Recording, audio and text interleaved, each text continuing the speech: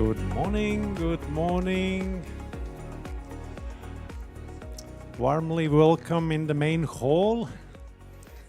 And I really hope you can find one nice seat for the first half of the day where you can feel yourself in comfort. Yeah, seats enough. And I see some are still coming in, so definitely this is the time to gather together for the conference opening. So if someone is there in the main hall, please invite the people in.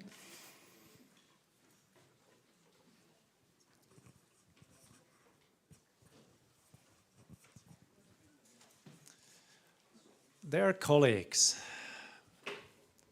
ladies and gentlemen, you are the people who care, you are the nature advocates, you are the responsible people not only to visit this conference, but we know you did a lot to come here and say something. If not say personally, then definitely be ready for good discussions and good conversations. Welcome to Latvia, welcome to Riga, and in the name of LIFE project LatViaNature, as the member of the team, I'm really delighted to say that this conference, Together for Nature, merging public and private efforts, is close to begin. And coming here to Riga, you need to notice that we are in a very good time concerning the nature. In ancient times in Latvia, this time of the year was the celebration time. And that was the celebration of the autumn equinox. We passed just few days when the day and the night was of the same length. And this is something when in the older days we called it Miķelis Day in Latvian.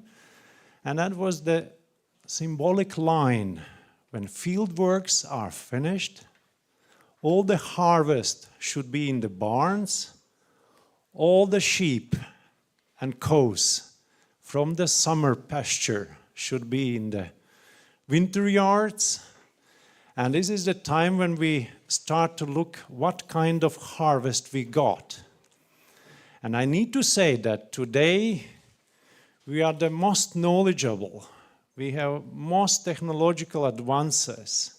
And this is our harvest, what will be used today and also tomorrow to discuss how the politicians, how the scientists, how the conservation practitioners, landowners or civil society can do even more better to make efforts for nature conservation. This is the main aim of the conference. Today, more here in the rooms. Tomorrow, more with the field trips and exploration on sites. And I'm really delighted to say that the team has waited this moment so that you come here. And we hope you got a very good coffee. We hope you really found a way here. Probably those from other countries. You learned a little bit from Riga and some landscapes coming here, and you are ready for the conference. Before we begin, a few housekeeping notes, just to be in comfort and know everything, how to be prepared. This is our agenda, and after some opening speeches, important ones, and after some content to make us on the same page, we will have the lunch later on at 1 o'clock. It will be served here in the building of Latvian University with this symbolic name, House of Nature. And that's the next room, just the same room which you choose for the coffee break. After the lunch, we have the parallel thematic sessions, and we have 3 different kinds of. Actually, you will find on your name card different colors, this symbolic fox which will say which room you belong to. Most probably you know already, but they are divided according to colors. I will show you straight after. We have already the posters out there. There were very enthusiastic people at the posters today, but later on we have a special session for the posters and discussions there in the main hall, and it will go together with the coffee break.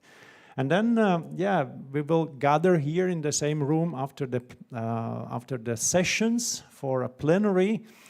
And actually, you will have probably 15 minutes time before we depart to Salaspils, which is close to Riga, but we go for the evening party. I say party as this is this ancient time of partying, but of course that will be some kind of thematic evening event with some festivity. I will not tell so much about that yet. Something to bear in mind if you are sitting here and thinking, where is my paper? I sent one. Just check it. It should be there with all your thoughts. But probably if you haven't contributed with something written for the proceedings here, then you can download it right now, and it's really valuable material. This is our harvest. This is our knowledge we harvested during the previous season to show it today and show in the next minutes. So you can download it or find it in the webpage. 46 international experiences. Later on, we will use opportunity, as this is democratic and transparent event. It's not just like one-way speeches. We would like to have some good discussion. Commentaries and questions, both are mostly welcome, and then you can use this Menti.com. You just you browse it in your browser, in the smartphone, and then you will choose the code. Always we can come back and repeat it again so that you see how it works. Then we will have the questions or commentaries here on the screen. As we sit here in the hall, you need to know we are about 150 participants. That's a great number. That's really huge number with people who care about the same subject. You are from 16 countries, mostly Europe, some from America, and all of you are welcome. Hope that some are for the first time, then you will wonder about the Latvian nature tomorrow, and of course today seeing that as well, but that's about us. Explanation of the symbols, so you can check once again your card, and those are the three colors. I have the red one, which means I will be in the stakeholder engagement session, and that's here, the whole magnum. We have Dextrum, which is just the next doors on our right when we go out, and we have Dextrum 2, which is for the third group, so you will know which one you attend. This evening will have two parts so that you know how to be prepared. We don't ask you are in smokings, but there will be some small concert festivity. Let's say inspirational music, we call it with a good tradition nature concert hall, and grassland product degustation.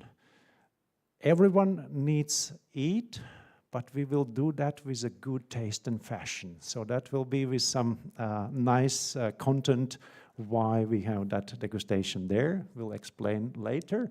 And it will last until late evening, so you should be prepared for a long day, but we really care that you feel yourself in comfort. So you are eaten, you are comforted with some good music and some good ambience, and of course with good discussions.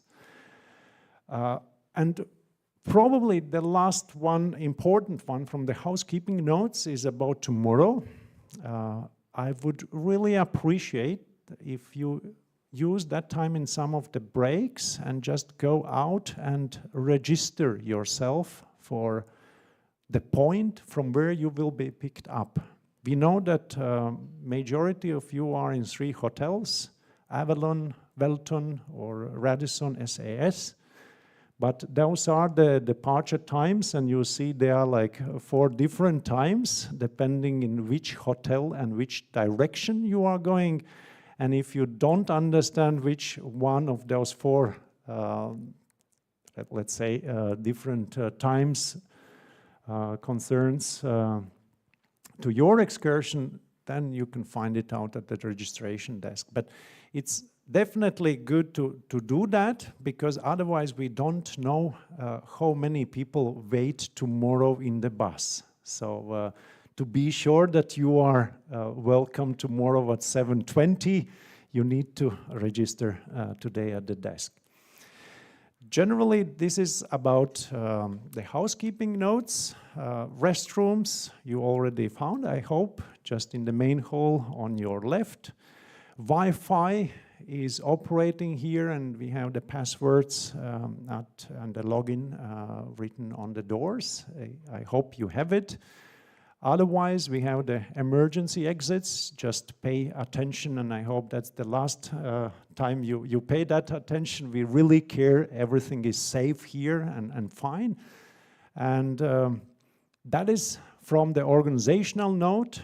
Knowing that, I'm kindly invite for opening this conference Minister who is in charge about the politics of nature conservation in Latvia, Minister of Smart Administration and Regional Development, Raimons Čudars.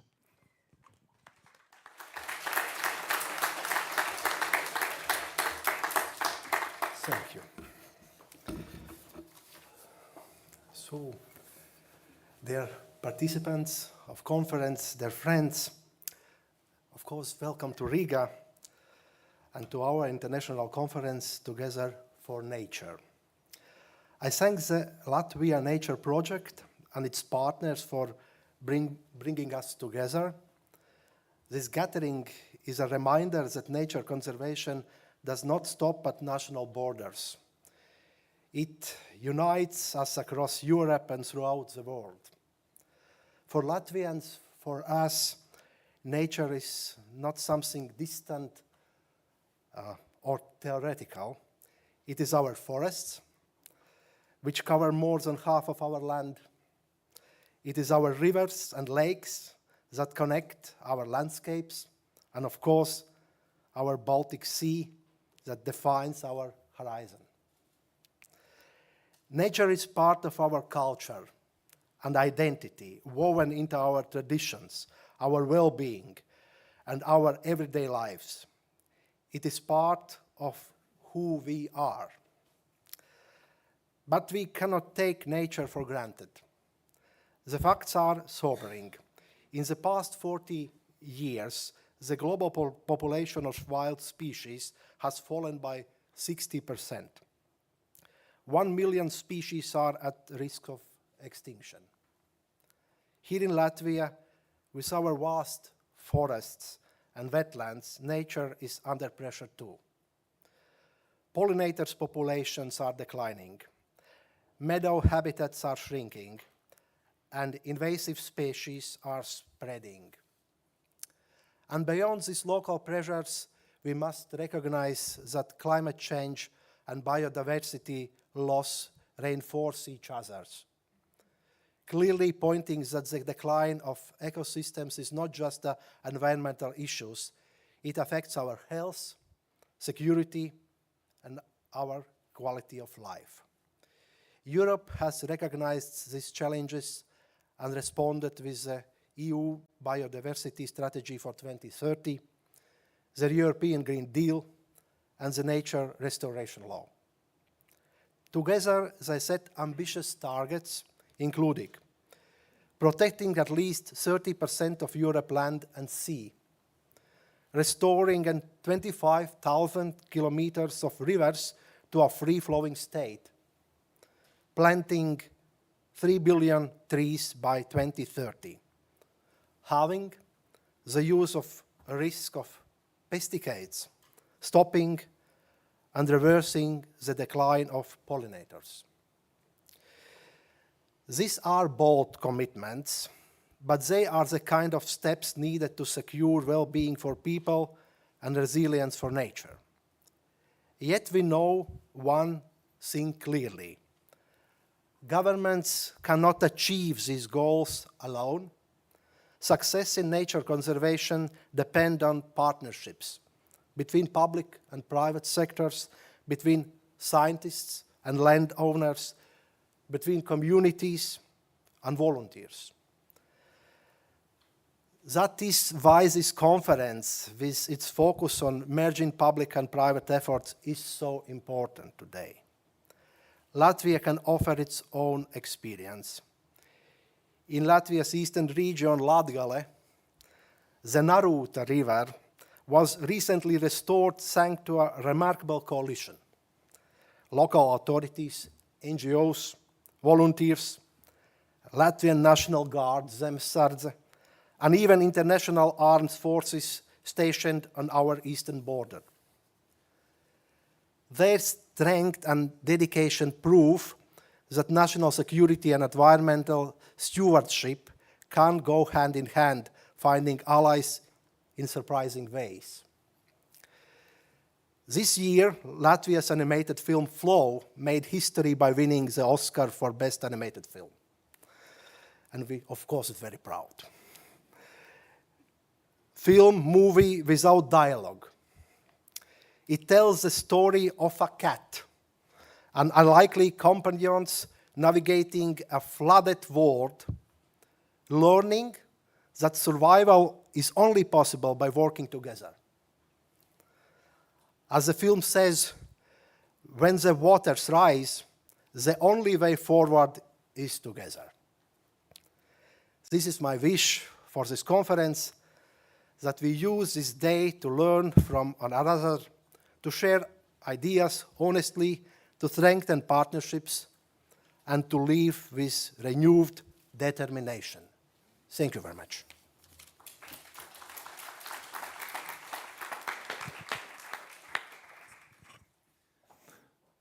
Thank you, Minister.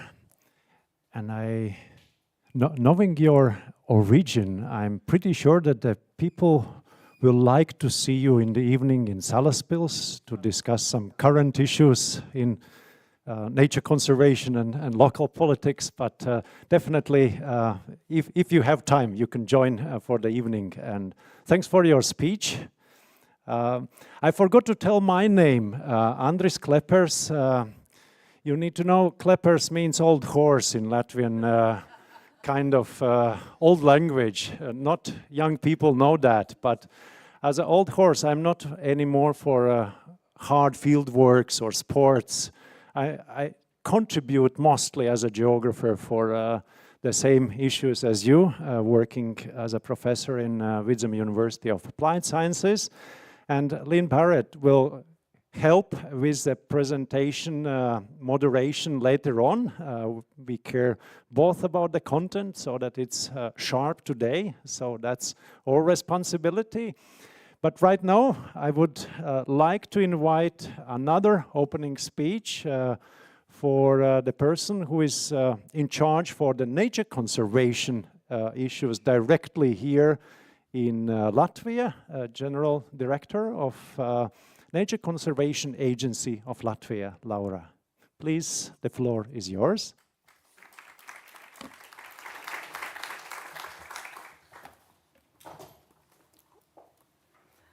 Thank you, Andres, and thank you also, Minister, for your introductory words.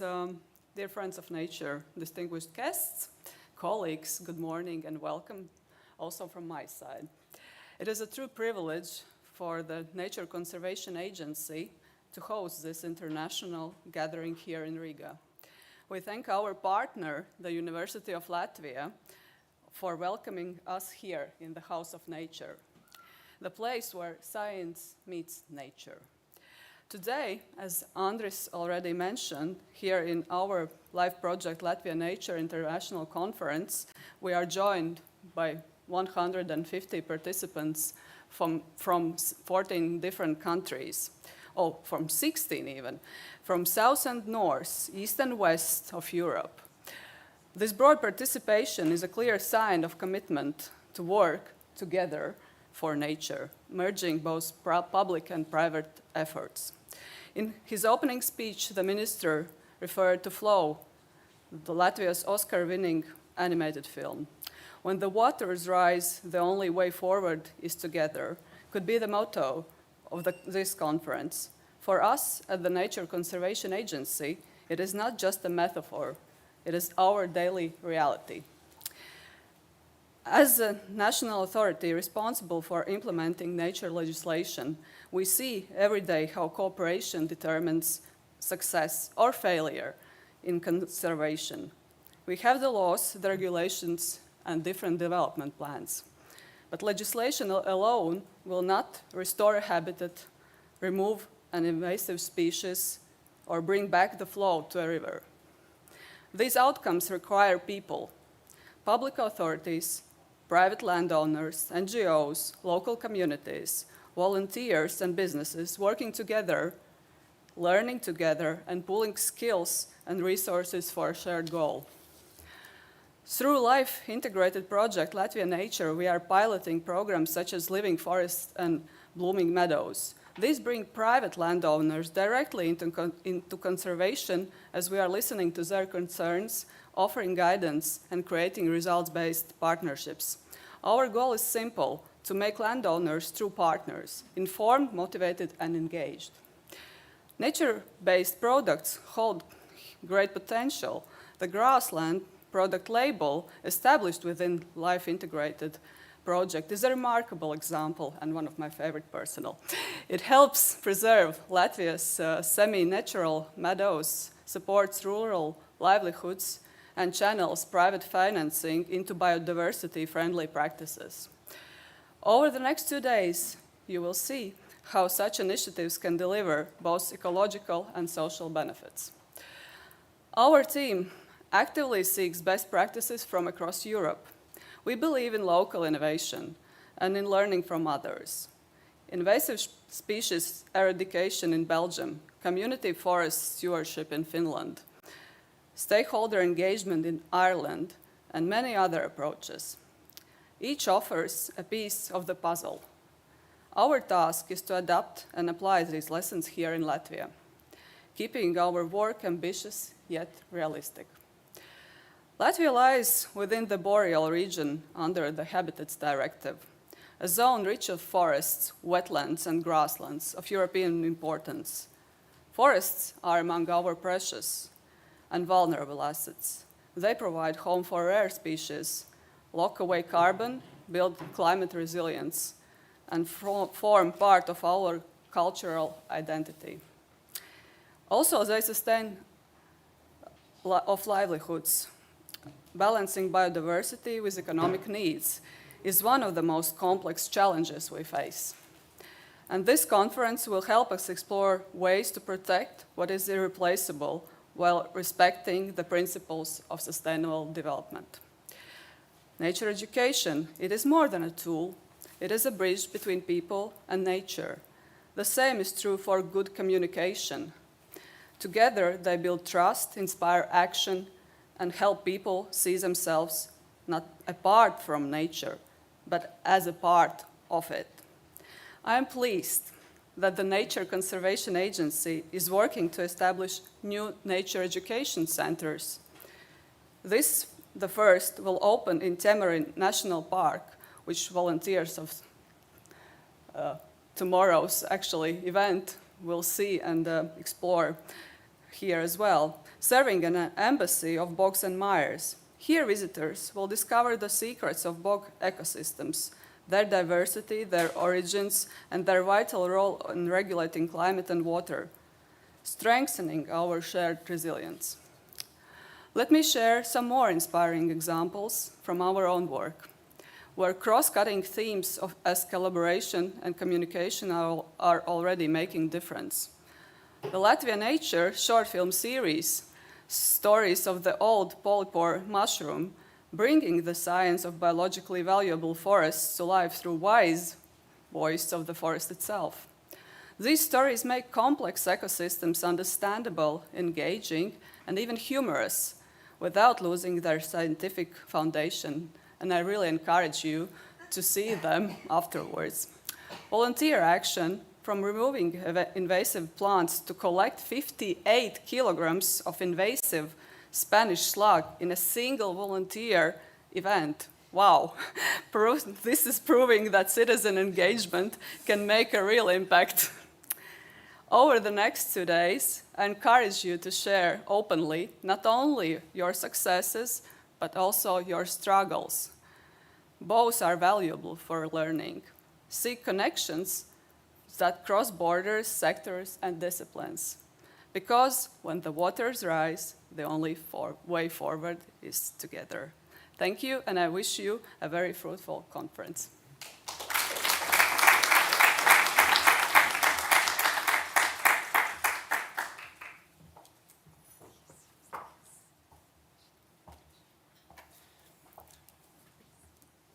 Thanks a lot for great speech and great examples. I just heard a few days back a new trend in the restaurant kitchen that invasive species could be served as nice dish with kind of eco concept that actually it can save some ecosystems at the same time. I'm not sure if somebody tried Spanish that delicatessen. I'm really not sure, but we should scale up.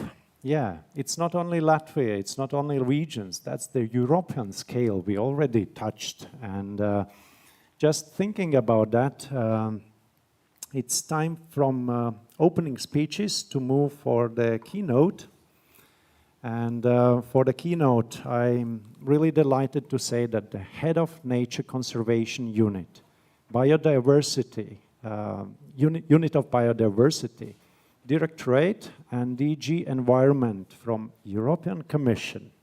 Andrea Vettori, is your time for the keynote and 20 minutes of what's going on Europe-wide. That's the next. Floor is yours.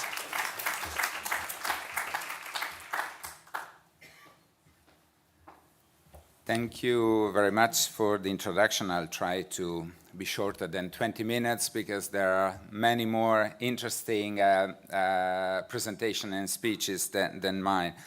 But first of all, I would like to thank Minister Chudars and Director General Antenina not only for the invitation to me and the European Commission to attend this very important conference, but also for the very inspiring speeches and introductions this morning.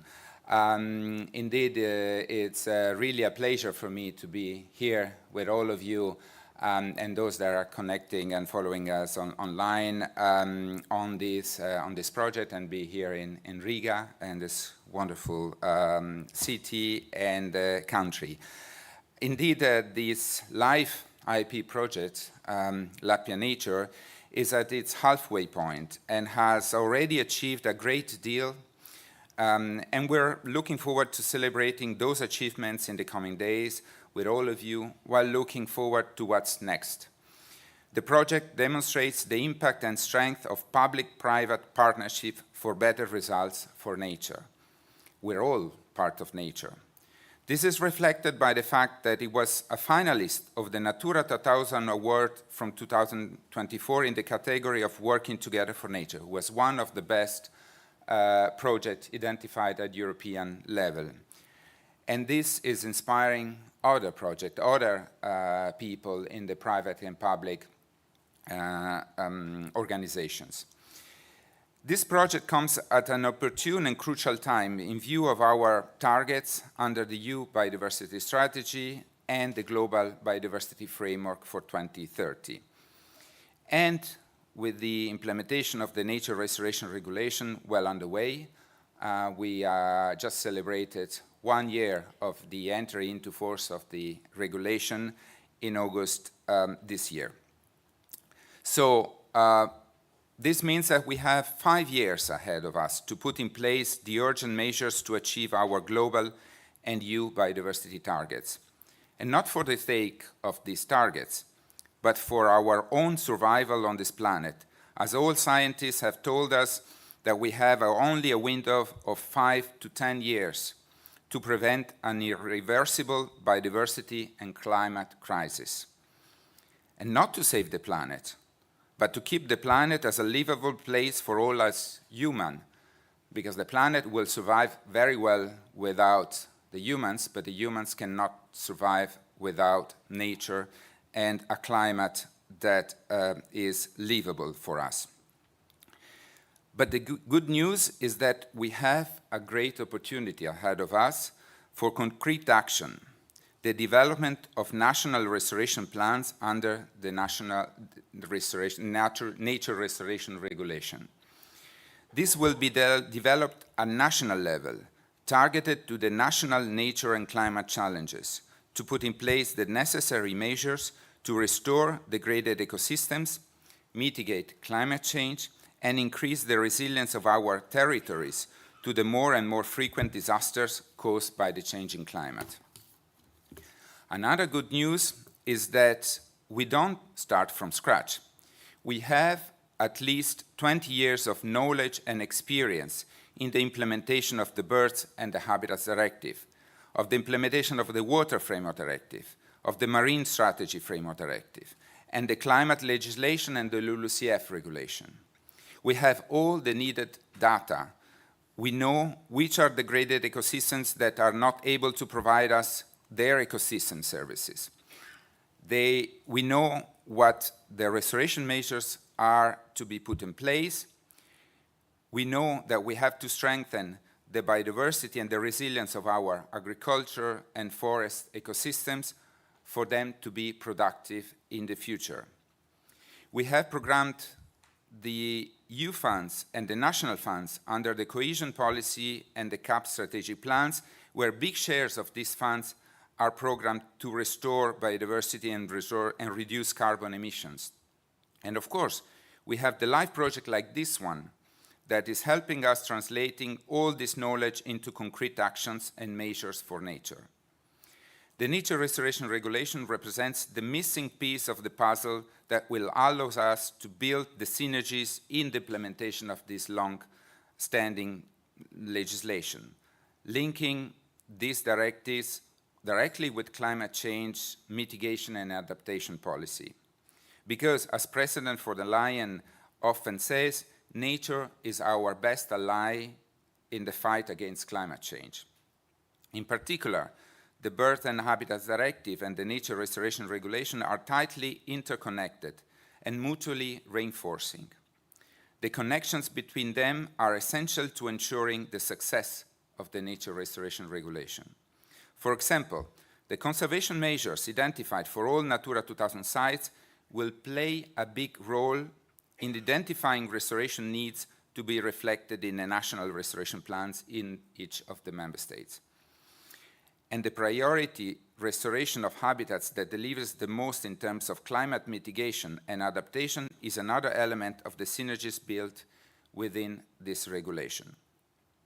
But it's also the way that it's developed. The monitoring and reporting of the new regulation is entirely built on a digital tool that will reuse in a simple and cost-effective manner all the data collected in the monitoring and reporting of the Birds and the Habitats Directive, of the Water Framework Directive, and the Marine Strategy Framework Directive. The Nature Restoration Regulation has built in its structure significant flexibility to fit specific challenges at national level. For instance, in relation to peatland restoration, the compatibility with the development of renewable energy or defense needs. This proves that all these objectives are not incompatible. On the contrary, with an appropriate land use and maritime spatial planning, these different objectives can and should be pursued together. And because nature restoration increases the resilience of our forests, agriculture, and coastal ecosystems and communities, these are measures that increases the resilience of our economy and our society to climate change and natural disasters. We have seen how tragic major floods and drought and wildfires can be for landowners, citizens, and many businesses in various parts of Europe, from Spain to Poland, and lately just this summer. So the Nature Restoration Regulation presents really a massive opportunity for all of us to restore nature and degraded ecosystems.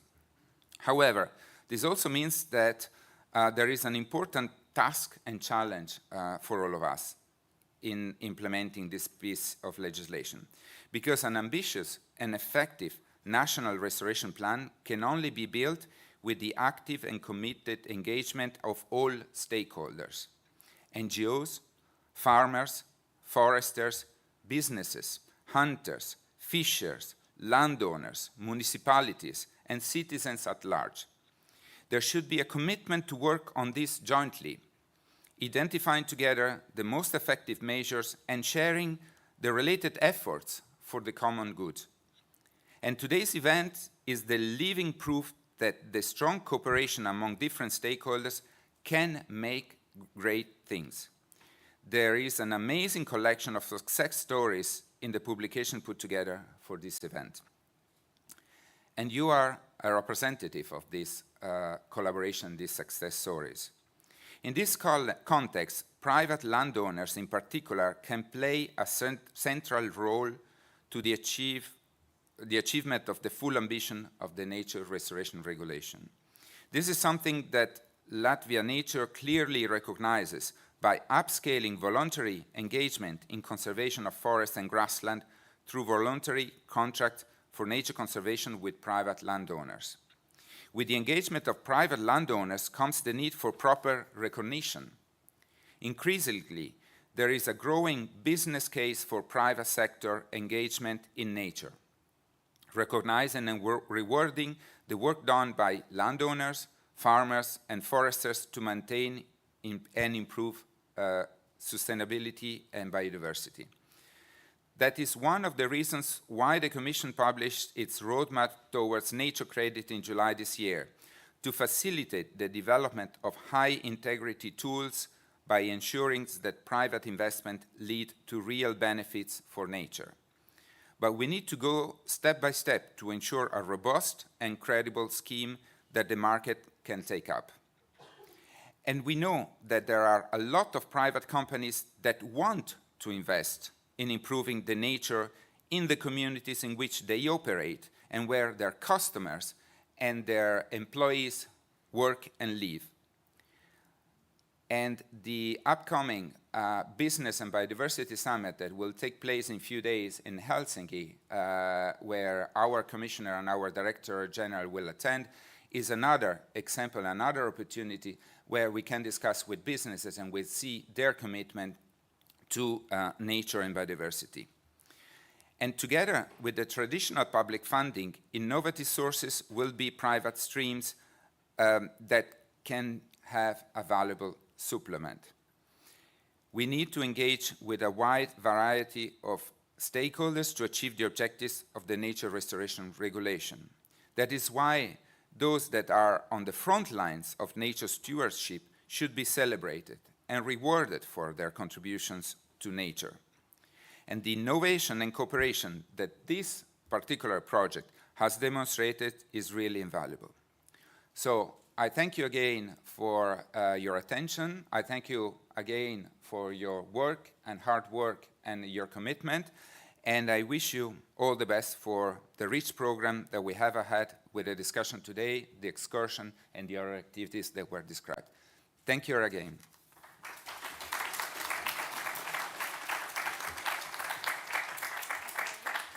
Thank you very much.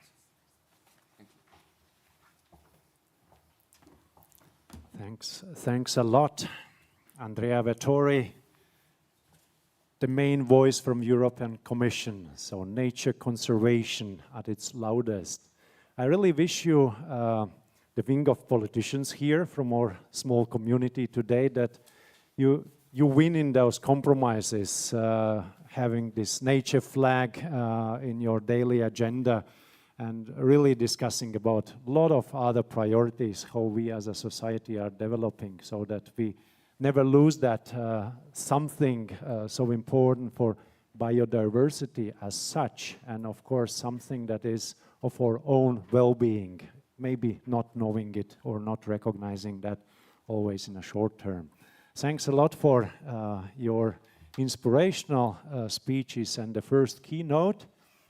And now we turn to the next important topic. And usually when you hear in the title the word money, you start to look brighter. Where is money? And I will introduce my colleague who will help with the moderations right after Lynn Barrett, showing us a little bit for landowners how to find the opportunities for financing that very important issue, the nature conservation. The floor is yours, and probably just to be prepared in the meantime, as the lunch will be just at 1 o'clock, we think we will make a small comfort break in between, which is not in the program. Let us improvise a little bit. We'll improvise, yeah. I'll take this microphone, I think. Oh, thank you very much, Andreas. I hope you can all hear me, and welcome to our listeners online also. It's a really hard act to follow, all of those really high-level kind of discussions. Confession, I'm not a high-level person, and I'm not a financial expert. But what I've learned over the last 25 years that I've been involved with the LIFE program is that we simply cannot operate at the scale that we need, the landscape scale, without sufficient financing. So I think the need has been very clearly stated from our three previous wonderful speakers. Andrea told us about the policy framework. It's strong, it's getting stronger, and there are opportunities there to restore biodiversity and reduce carbon emissions at the same time. Laura referred to the jigsaw puzzle with the many pieces that we need to come together with the right fit to accomplish good results. And we heard from our minister that we have some successes, but we still have work to do. Okay, so no one in this room doubts that there is a biodiversity crisis. I think that that's been made very clear. In 2010, Professor Sir John Lawton set out some basic principles for nature recovery. And there were three main things that he talked about. And these have set the principles for nature recovery, certainly in the United Kingdom. The first is bigger. We simply need to move from pilot scale to large-scale, landscape-scale actions. The second is better. We need to use practice and the latest technology to improve the management and to move habitats back into favourable condition. And we need to be more joined up, not just in our thinking and not just in joined up stakeholders that you're going to hear about, I think, from Emma later on, but actually we need to connect our environments and our habitats and improve the connectivity. So we need to effect nature recovery both at scale and at pace. And how do we do that? We need the financing to do it. So how much financing do we need to make that sea change? Well, I think most people in this room, we're all conservationists, right? We're not financial people. Well, okay, there may be some financial people down here. Okay, and what I know is that if I ask a room full of economists, say 12 economists in a room, you've heard this joke, if you ask them the same question, you'll get 13 different answers. So how much money do we actually need? Well, the Commission recently put out an estimate that we need 48 billion euros per year, every year, to 2030 to meet the requirements of the biodiversity strategy. Obviously, there are other estimates out there, but that is a good estimate. Now, that is just the biodiversity strategy, does not take into account the nature restoration regulation. And in the roadmap to biodiversity credits that Andrea referred to earlier, there is a figure in there that talks about 65 billion per year, which obviously takes into account these new initiatives. So, and globally the figure is much bigger. It's around 200 billion, give or take a few billion. So how are we doing? Well, the estimated public financing in Europe is 29 billion per year. So we've got a funding gap of around 19 billion. How are we going to fill it? Is there enough potential in the private sector to finance that gap? Well, potentially the answer is yes. In the UK alone, there's an estimated £190 billion of private capital expected to be invested in the next 2 to 3 years. Where's it going? It's going to AI, it's going to life sciences, and it's going to defence. And I'm sure that that is a picture that we are seeing reflected across many of the member states as well. So how do we grab and harness a bigger proportion of that private financing for nature?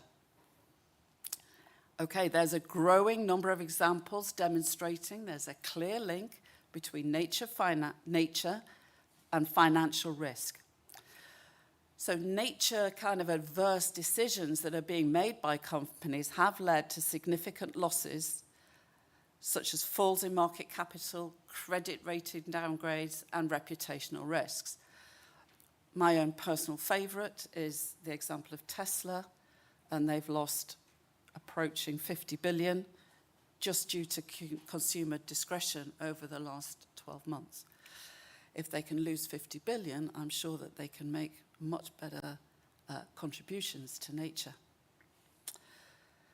Could I please have my slide? Okay, first slide of the day coming up. Here we go. So in the financial session this afternoon, we're going to be exploring a little bit more around this, more around this map. These are the opportunities. Andrea was talking about opportunities. These are the opportunities that we may have. Now, this is an interactive map that our wonderful colleagues in LIFE-IP have put together for us. I think I would like to go, where can I go? Is it interactive now? Can I go to EU at the bottom? Can we press on that and see what happens? There we go. So we've already got some contributions from the community, you. We'd like to get some more. So if you'd like to add to our map, please go and see, I'm not sure who, is it? There we go, at the back, right? Please go see my colleague over there, and she will continue to put stuff on this interactive map so we can see how things progress during the day. So over on the far side, which is, get this right, your left, my right, we've got the public financing. This is where a lot of our financing already comes from. On the right-hand side of the map, we've got maybe the easier wins for private financing, donations.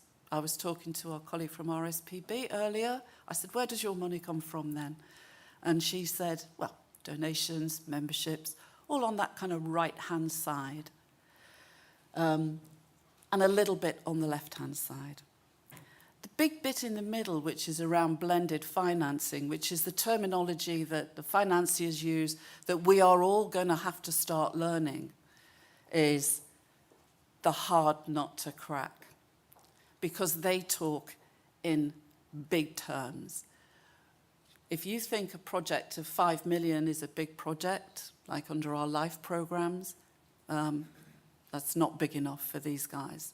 They're talking about investments of 100 million. And what do we need for these schemes to be effective? What's important about them? Investors in this middle space of blended finance, they need to have their investments de-risked. That's why it's blended finance. That's what governments are there to do, is to de-risk some of these investments. They need a return on their capital. So it needs to be profitable. How do we make nature profitable? And there are ways and means. I'll just talk about that in a minute, very briefly. And from our perspective, what do we want as conservationists? We want to ensure that we're not greenwashing, that we are ensuring that the monies that we get in are going to go to restoration and habitat protection. So there is a very different community out there. We speak one language in terms of investment, and investors speak another language, and we're going to have to learn each other's language. And sometimes, just like in international conferences, we may need some interpretation as well. So, what can we learn? So I'm going to focus a little bit more on the carbon schemes and the biodiversity credits. I'm not sure if we can press a button there and see if we've got anything under either of those two categories. Have we got anything under the carbon scheme? Here we go. Let's see. It's live, so, you know, there's all sorts of... Oh, there we go. We've got one project under the carbon schemes. So arguably, these schemes could be the entry point into the bigger financial blended market, because we need to learn as conservationists how to deal with this different world. And arguably, carbon credits are the most advanced part of it. But anybody who's tried to operate in that space will tell you that even if all the tools are there, if the jigsaw puzzle pieces are complete, it's still not easy. There are pitfalls, there are difficulties. We need the building blocks. The building blocks are certification, and this is all set out actually in the roadmap to biodiversity, to the Nature Credit Scheme. We need the certification process. Investors need to have confidence that that certification process is transparent, is operational, and will not in any way reflect upon their own credibility. It needs to be robust, and they need to build trust. One such scheme is the peatland code. Some of you will maybe have heard about that. I'll talk a little bit more about operationally how that works in a minute. We need a credible regulatory body to oversee the certification and accreditation process. That also works towards transparency. And we need a credit scheme that fairly rewards the landowner or the farmer or the forester. What do I mean fairly rewards? Well, if the rewards that they're going to get through the credit scheme are less than they would get through some other more damaging practice that is also financed, arguably, by public finances, then they're going to go that route. Because nobody that I'm aware of thinks that going down the route of credits is easy. It's not, it's difficult. It's a hard choice. So there has to be a fairness and an equitability about the pricing scheme. And from what I've seen of biodiversity credits at the moment, they're even lower in the marketplace than carbon credits. So what are the operational pitfalls around these schemes? It's really hard not to get involved in a race to the bottom. What do I mean by that? Well, certainly operating the peatland code, because of the way that the code is established, one of the difficulties is that you get more money the more degraded your system is. So where is the incentive for a landowner or a farmer to keep a habitat in good condition if they're going to get more money from a degraded ecosystem. And we are seeing this operationally, that people are allowing their systems to become degraded so they get more money to repair them. There's no payment within the scheme at the moment for maintaining good quality habitat. If you've got a really good quality habitat, you cannot get carbon credit scheme payments because you're not restoring anything. That's a fault in the system because, again, that leads to degradation. And another kind of issue with the scheme is, when do you get paid? Well, the carbon credit system runs to 2050. Nobody in their right mind is going to do something now for which they get paid in 2050. You would not expect it. It is not reasonable. And there is no mechanism at the moment for any kind of moderation there. So these are pitfalls that we need to overcome in order to make these schemes truly operational. And they can be overcome, and they are being overcome. So in terms of the nature credits, which are way behind the carbon credits in their terms of evolution, these are the kinds of lessons that we need to learn to take forward into those schemes. So the EU roadmap is ambitious. The timetable is 2025 to 2027 for the nature credits. The safeguards are being put in place, the building blocks are being formed, but let's not fool ourselves. To operate the system is going to take a lot more effort and a lot more willingness on the part of practitioners to embrace these systems. It's not going to be easy, but we are all passionate about nature. And practitioners, we need to be at the heart of these discussions because we are the people that are going to be implementing the schemes. We've got a precious and a very valuable commodity. Let's remember that. We're calling the shots. We've got the commodity. We've got the saleable item. And we have no choice, I think, but to embrace these new financial instruments to have any chance, and a real chance, of halting the decline in biodiversity and restoring our environments to a favourable condition. So, ladies and gentlemen, thank you very much for listening to me, a non-financial expert. If I've made any slips, they are my own. Please do come and join me in the session this afternoon. We'll be in that room over there. I'm going to be ably assisted by the Life Cork project and by a Latvian colleague on biodiversity credits in Latvia. So it's going to be quite exciting. It's going to be interactive. Come to us with your stories and we will explore together a way possible forward. Thank you very much for listening to me and enjoy the rest of your day.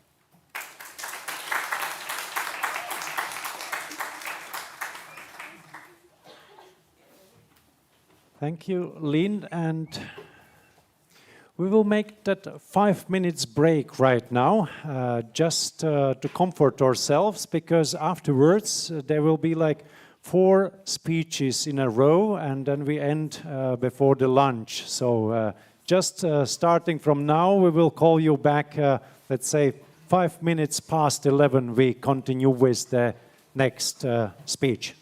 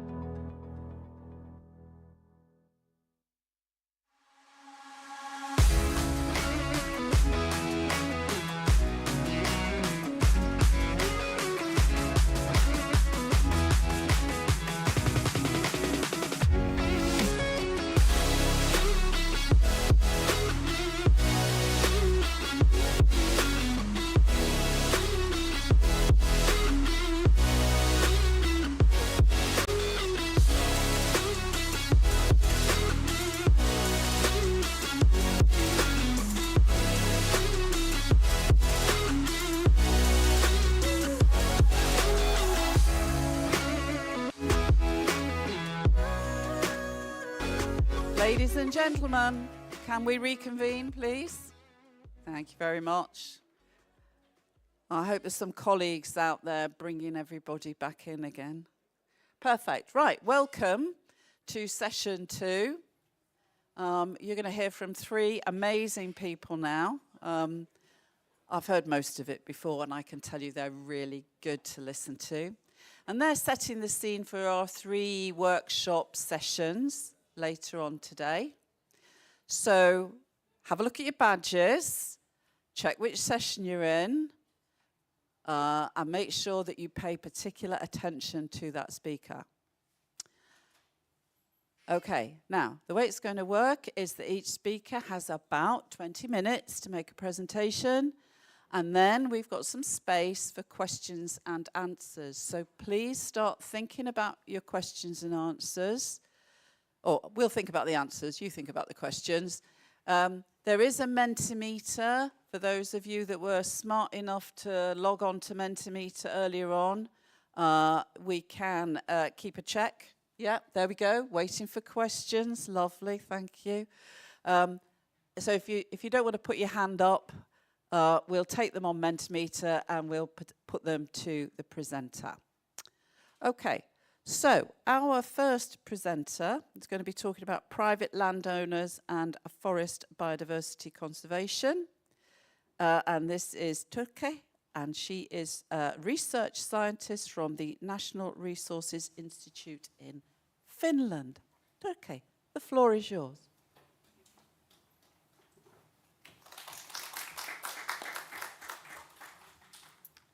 Okay. Good morning, everybody. It's very nice to be here. Thank you for the invitation to this conference. And I'm talking about Metso program. That is our voluntary forest conservation program in Finland. First, I tell some basic things about the program, and then I talk about landowner cooperation in the program. Okay. Yeah. The main goal of Metso is to halt the ongoing decline in forest species and habitats and establish favorable trends in forest biodiversity. The last operating year of this Metso program we have now is this year, but the next Metso phase is being prepared, and we hope it starts in the beginning of next year. It's now in a political process, so we don't have the decisions yet, but hopefully soon. But Metso will continue as it's now. The core is the voluntary conservation, voluntary nature management.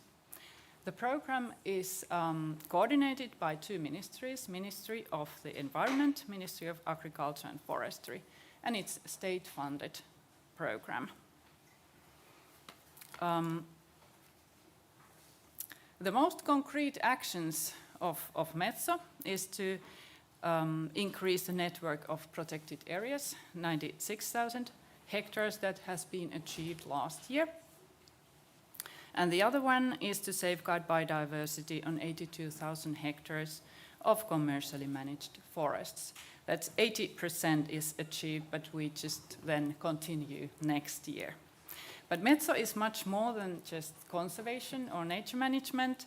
There are other elements as well: research, monitoring, communications, education. It promotes collaboration between different sectors and landowners, stakeholders. Metso measures are implemented by the regional environmental and forest authorities. We have 3 options for permanent protection. First is private nature reserve. That means that area is protected, but ownership remains. That is important to many Finnish forest owners, that they still own the land. Compensation is based on timber value. Landowner can sell area for the state then also the value of the land is taken into account. Land exchange is not much used because it's difficult to find suitable state land for exchange, because most of state-owned lands are located in the north.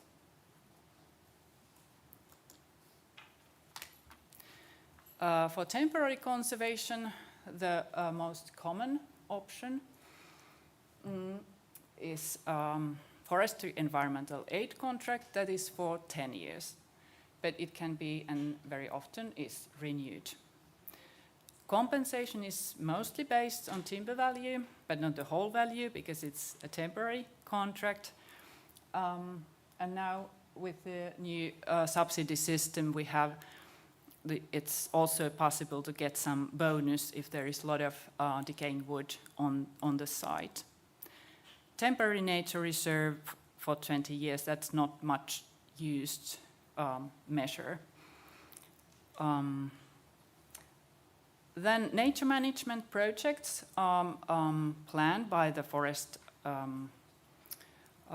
authorities, and those projects they enhance the valuable features of forest habitats, for example, management of herb-rich forests.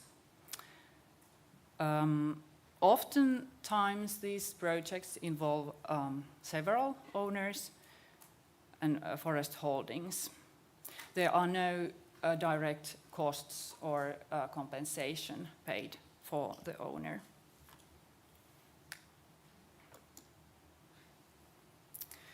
There are 10 habitat types that are especially favored for protection in Metso program. Most common is heath forest with high biodiversity, often old growth forests, abundant deadwood. Another quite common habitat type is wooded mires and open mires with forest margins.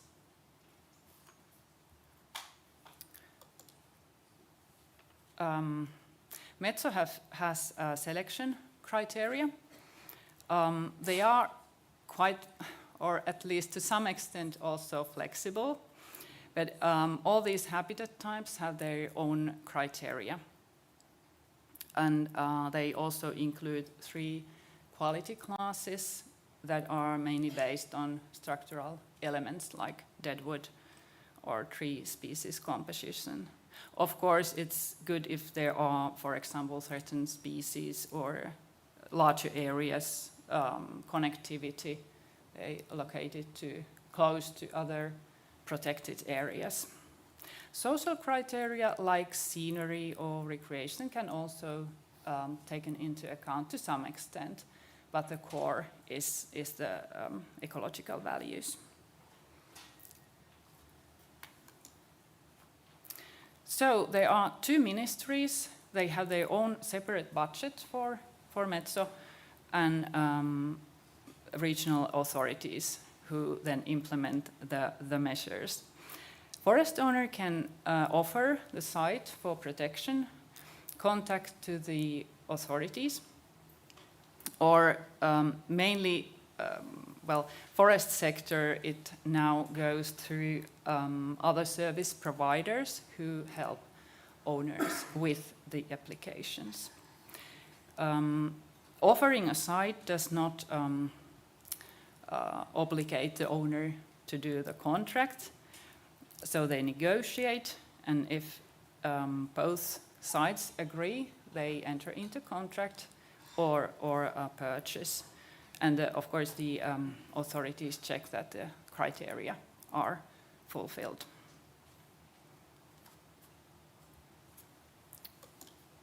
Metso is also a tool to reach the EU biodiversity strategy targets. Metso permanent protection is strict protection, and old growth forest protection in private lands is done through Metso program. Metso also contributes to other effective area-based conservation measures forestry environmental aid contracts are now this year reported to Natura database as OECM areas. National restoration plan is under preparation in Finland, and Metso nature management is one tool in that. And Metso targets will be updated in 2030 to better fit to the restoration plan when it's completed. We also have Helmi Habitats program that is focused on restoration. That's quite large program, and these are a little bit overlapping. Okay. Then let's go to the forest owner participation. I would like to start about forest owners' objectives to own forests. We have done every 10 years a nationwide survey to Finnish forest owners, and this is the most recent one, 2020. We found 5 groups: multi-objective owners who emphasize many benefits from forests, economic, but also nature conservation, recreation. Recreationists, yeah, they emphasize nature protection, scenery, recreation. Providers see important outdoor recreation work opportunities. Security and income seekers emphasize economic benefits and regular sales income. Then there are owners who don't have any specific objectives for their forest ownership. From the same survey, we asked what kind of measures forest owners would like to use to protect biodiversity in their own forests. Nature management, taking nature values specifically into account in forest management practices, almost 60%. Fixed-term contract with compensation, about 40%. Permanent protection, 1/3. Then set aside a forest area without contract, without compensation, 19%, as also selling land for the state. So it's very much dependent on the characteristics of the measure, how willing the owners are to implement the measures.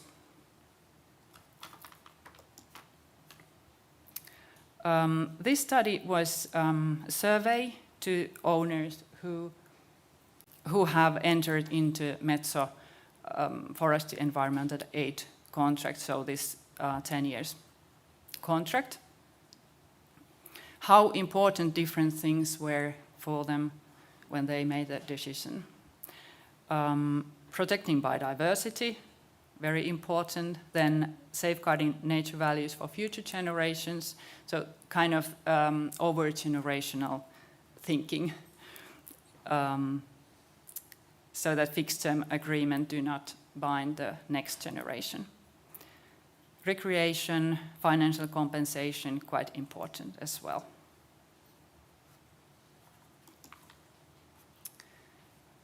Then, yes, we see that forest owners are a very heterogeneous group, diverse characteristics, life situation, motives, objectives. So we need many kind of measures to safeguard forest biodiversity so that they fit to owners' situation. Voluntary participation is the key for acceptability. Compensation, yes, important. Kind of the sense of fairness of protection. Trust, very crucial. Forest professionals play a very important role because they are the ones who, at least in Finland, are connected with the owners. They talk and they are in contact with other forest management topics. So many people then do what the professionals say. And it's important that they bring up also conservation points. Communication with many ways, sharing peer experiences are important. We have found it very, very good way that, for example, some on the webpage, some interviews of owners who have done Metso contract. Positive approach in communication is essential. There is so many pressures towards the owners. There is biodiversity, timber production, climate change. So it's good to bring something like empower them. You can do things that enhance biodiversity in your forest. Also, it should be easy for the owner to make the initiative to contact the authorities.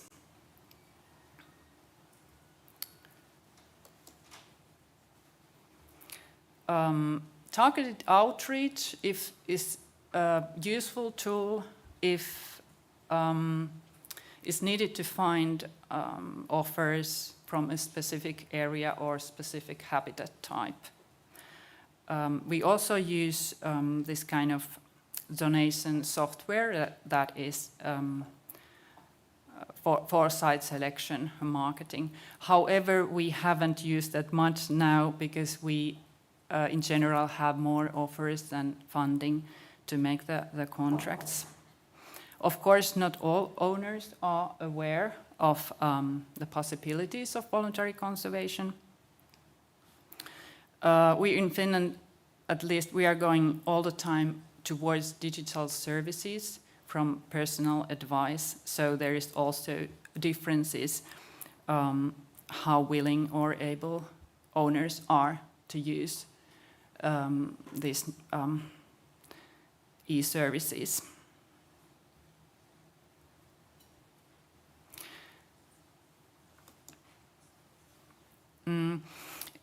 Even we are talking about landowner cooperation, it has to start from the policy level, from the ministry level, that the different sectors talk and discuss about things.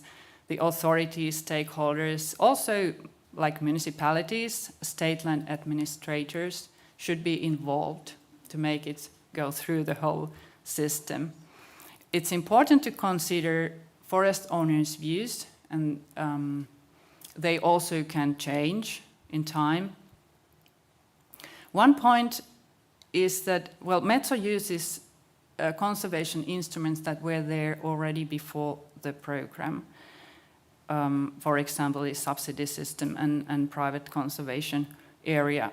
So there were the legislation, the authorities, the organizations who did this work. Just the approach was changed voluntary, and then the criteria were created. It makes it easier to implement on larger scale. Of course, there are also regulatory constraints that may limit the flexibility. We have used also regional pilots that bring new actors, new innovations. It's good, but sometimes it's difficult to then implement them on larger scale. Then we have research and monitoring that is important, and then between practice and research we have projects developing nature management and cooperation networks that are usually 2-3 years projects that are ministry funded. They create new operating methods, and guidance materials have been very important.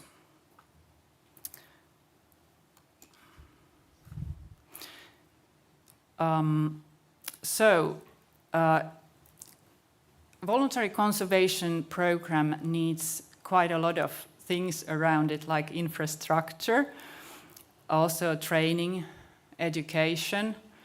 Data resources are also important. We have National Forest Inventory, so we get information how our forest develops, what happens there. Forest resource data is available for all forest owners for free in e-service. There is also suggestions on Metso sites and other recommendations. Species data, that's important to have as well, but there is, of course, things to do still.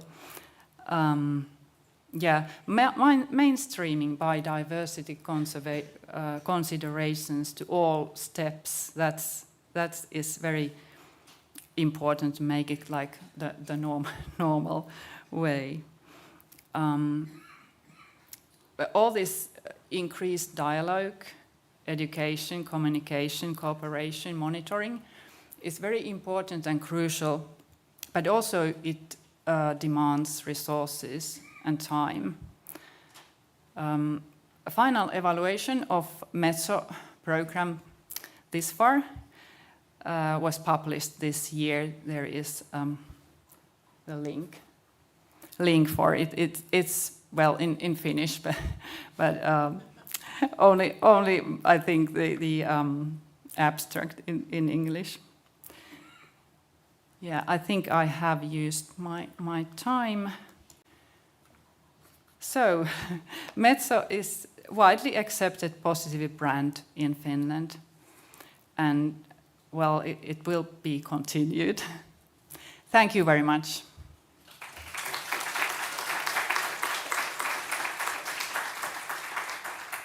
Thank you, Terhe. That was really interesting. Obviously, some of those things that we've been talking about today, the trust, you know, the transparency, the simplicity as well. Nearly fell off the stage then.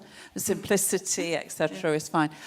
Colleagues who are keeping the timing thing, we're a bit confused at this end of the stage with the timing. Can we reset the timer for the next session, please?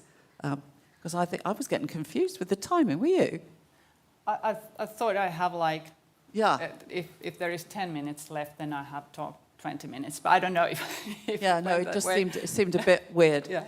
Okay, right. So first of all, do we have any microphones for the audience? Yeah. So while you're thinking about your questions, I believe we have something very interesting on Mentimeter. I'm going to hand it back over to Andres because he's in charge of the technology.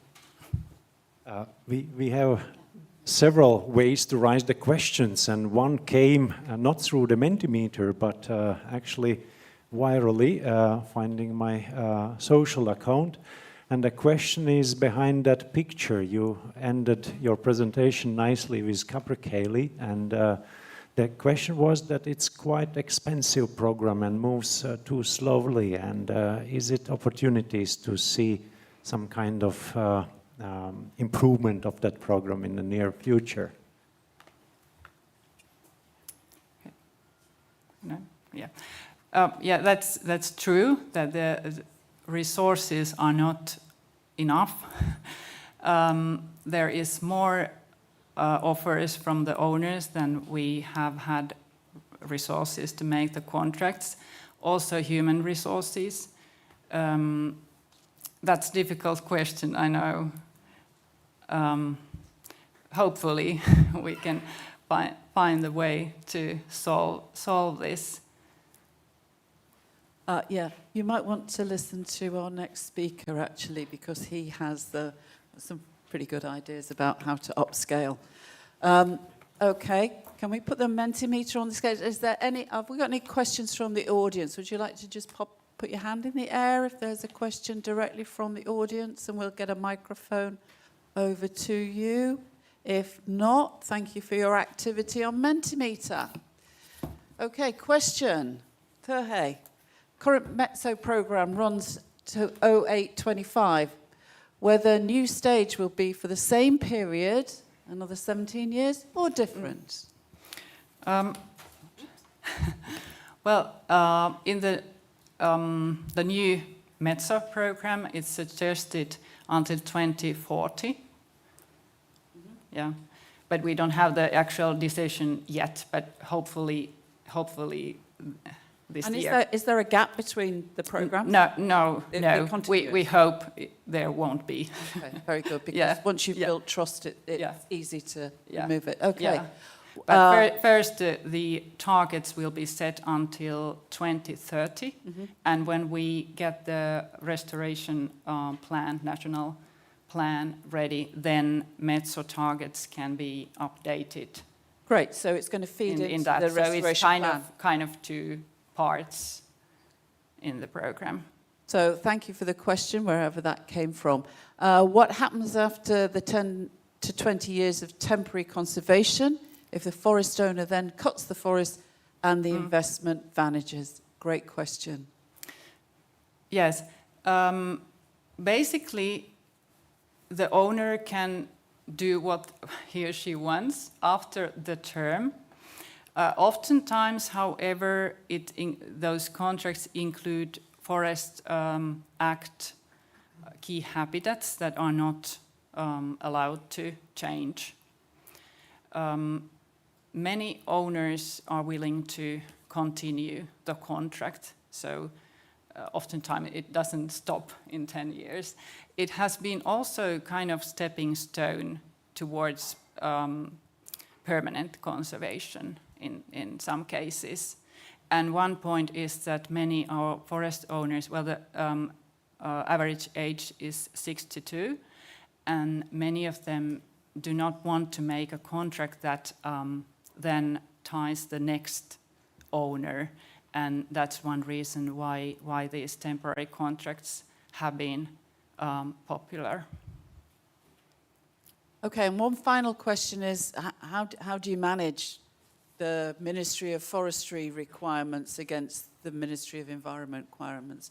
How are the two ministries working together on this program? Very closely. We have working groups where always both ministries are working together. However, in Metso program, these both ministries have their own budgets, so they come different way, and the measures how they implement Metso are different for the both sides. Okay, we've got one question from the floor I'm going to take, and then I'm going to move on to the next speaker. So, Inga, please. Thank you. I was wondering about the monitoring of the implementation of the measures there. Do you rely, are forest owners in charge of monitoring their own activities, or do you have the whole system in place where you have experts coming in and doing that? Well, we every year publish monitoring report that we collect all how many hectares, what kind of habitats, so follow how the program continues, how much money has been used, and all this kind of development project, what kind of results they have got. We don't monitor all the sites that has been already protected like yearly, but we have Metso research project where they have done inventories for different type of Metso contracts, and they found that the criteria work well, and they are in general high quality areas on like ecological point. Okay, thanks. I'm sure that many of you do have other questions for Tehe, but she will be around, so please do find her in the breaks and everything. So please join me in a big thanks to our first speaker, Tehe. Thank you. Okay, Gary. So our next speaker is Gary Goggins. He's from he's the public awareness manager for the LIFE-IP Wild Atlantic Nature program. And he's going to talk to us about stakeholder engagement in the context of results-based agri-environment payment schemes. Okay, the floor is yours, Gary. Yeah, Erin, you're living having to read out all that, a long title. Okay, so thanks a million for inviting me here. It's a brilliant day so far, and great to see such a big crowd and a very enthusiastic crowd. So I look forward to the rest of the events. So I'm going to talk about results-based payment schemes, focusing a lot on the context of stakeholder engagement, but also touching on many of the other themes today around finance, around conservation, etc. Because the way we would see it is results-based payment schemes, when designed and delivered properly, are certainly suitably for the area, can deliver on all these different aspects. So they're a great way to bring together multi-dimensions, multi-actors into a single program and use that to build out from there. So I'll go through and see how that plays out in practice. But first of all, I just wanted to show a picture of the type of area we work in. I gave a presentation over in Lithuania a couple of years ago, and halfway through someone stopped me and said, what's a blanket bog anyway? So being in a very flat country, so ours is a life integrated project also, and the focus is on the prioritised action framework, so the Birds and Habitats Directive, and we have a main focus on blanket bog habitats. So blanket bog habitats, rain fed. It's quite a rare habitat, but it covers all the western seaboard across Ireland. So 8% of the world's blanket bog is in Ireland. You won't get any up around this part of the world. I don't think Norway's got a little bit. That's probably the closest. But it's called blanket bog because the peatland covers the entire landscape from the top of the mountains right down to the sea. And I guess it's a mosaic of habitats where you'll have wet and dry heaths on the slopes, etc. Blanket bog on the flat areas. So it only occurs in areas with high levels of rainfall, over 1,200 millimeters of rain per year. And where this picture is taken in the Delphi Valley, they get about 2.5 meters of rainfall a year, just coming off the Atlantic and hits the mountains, and whoosh, away you go. So in our project then, we cover about over 250,000 hectares of this type of habitat up along the northwest of Ireland, and all the Natura 2000 designated sites for special areas of conservation, with blanket bogs as a qualifying interest. But interestingly, there's over 80% of that land is privately owned and it's actively farmed. So we've got about 10,000 farmers owning land that come under our project area. So the other 20% is state-owned and others. So when we were starting the project to look at, well, how do you improve the conservation status of blanket bog habitat, we decided we'd go after the privately owned lands, and we put the farmers at the centre of the project, because I've seen too many projects over the years that work on state lands and you've got one kind of owner to work with, and it makes things a lot easier in terms of engagement, in terms of getting things done, making decisions. And, you can try test things on state land, and then, the idea is often that, hopefully people will like what they see and we'll scale up out into private lands, etc. But generally you don't get very far that way. So we decided to target the private landowners and the farmers in particular, and early on a kind of back of an envelope diagram. It's just a heuristic, it's nothing too complicated, but just in terms of how we might approach that, or how we might position the project when we're thinking about, well, where is our role here? Well, first of all, what's our objective? It's delivering high quality habitats that works in the local areas, and it's got these co-benefits both for the environment and the farmers, the landowners and the local communities. So if you think of, well, what do we see happening in these areas? You see different practices. You see farming. It's mostly sheep farming, livestock farming, some cattle, but mostly sheep, upland sheep farming. There's forestry, there's tourism. We've got turf cutting, where people cut the peat for domestic fuel, etc.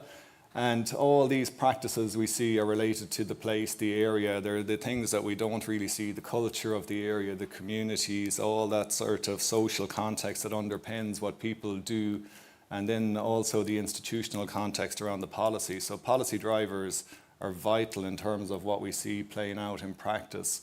And with 80% of the land under agricultural use, the Common Agriculture Policy is absolute key for us. It's 1/3 of the entire EU budget. It's by far the largest spending on biodiversity in the country. So, we kind of put the Common Agriculture Policy front and centre as a target for our project to try to influence as well. And then look at all the other land use policies that also we could build synergies with and help deliver on, like climate policies, water, biodiversity, energy, social policy, rural policy, etc. Andrea mentioned, working towards a lot of these policies together. So how do we do that then, bringing together all these different policies that work for a different area? Well, thankfully we weren't working from scratch, and we've got 30 years or so experience with agri-environment schemes and results-based payment schemes in Ireland. So we were able to, we know from innovation studies, anybody who looks at that all the most successful innovations are ones that come and build on what's there before. So it's often about taking what we already know, tweaking it, bringing it to new audiences, new contexts, fitting it in with the bigger picture, etc., rather than trying to design something from scratch. So we've built on a lot of successful projects from the Burn Life through the Burn program and some EIPs, Pearl Mussel, Hin Harrier, etc. So we know what works in the areas in terms of having clearly defined objectives, indicators, supporting farmers, having the autonomy and flexibility for farmers to farm as they would like and also farm for nature at the same time. And this integration with policy, of course, it needs to be compatible so we don't have tension between different policies, which often happens. You've got a water policy that's incentivizing one set of behaviours. You've got an agriculture policy incentivizing a different set of behaviours, a biodiversity policy incentivizing something else. And they're pulling in different directions, and the landowner is stuck in the middle saying, well, what do I do here? And it's often, just poor decisions, ends up with damage on the ground, etc., confusion, complication, all the things that you don't actually want.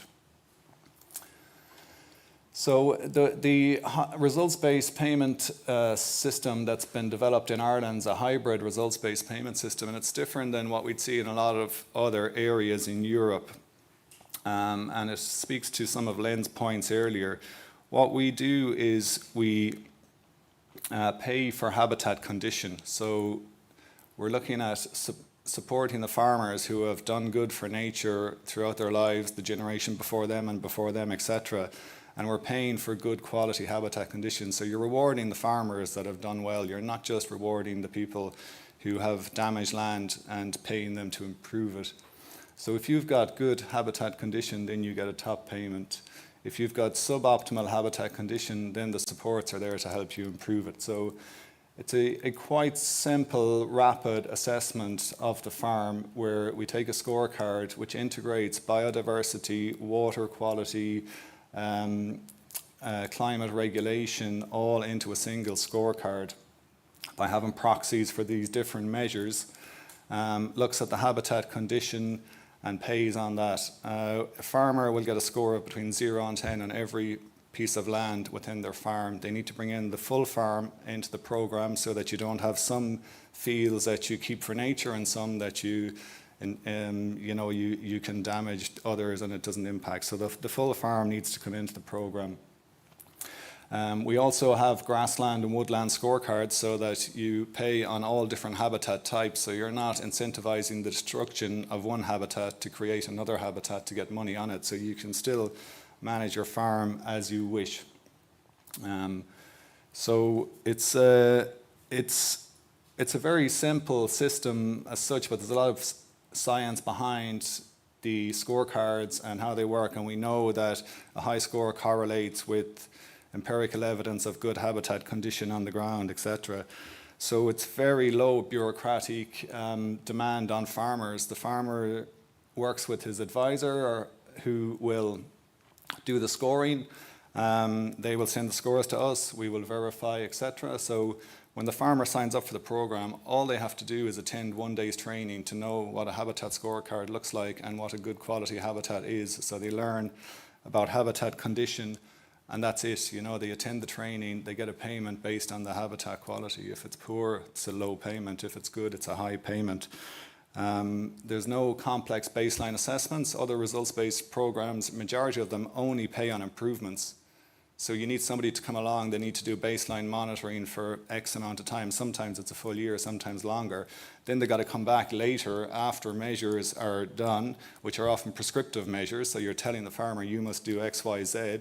Then you're coming along doing your assessment again, and you're only paying on the difference between A and B. Extremely complicated. Most farmers have no interest in that. It's just paperwork, it's hassle, etc. So it can be very difficult to get people involved.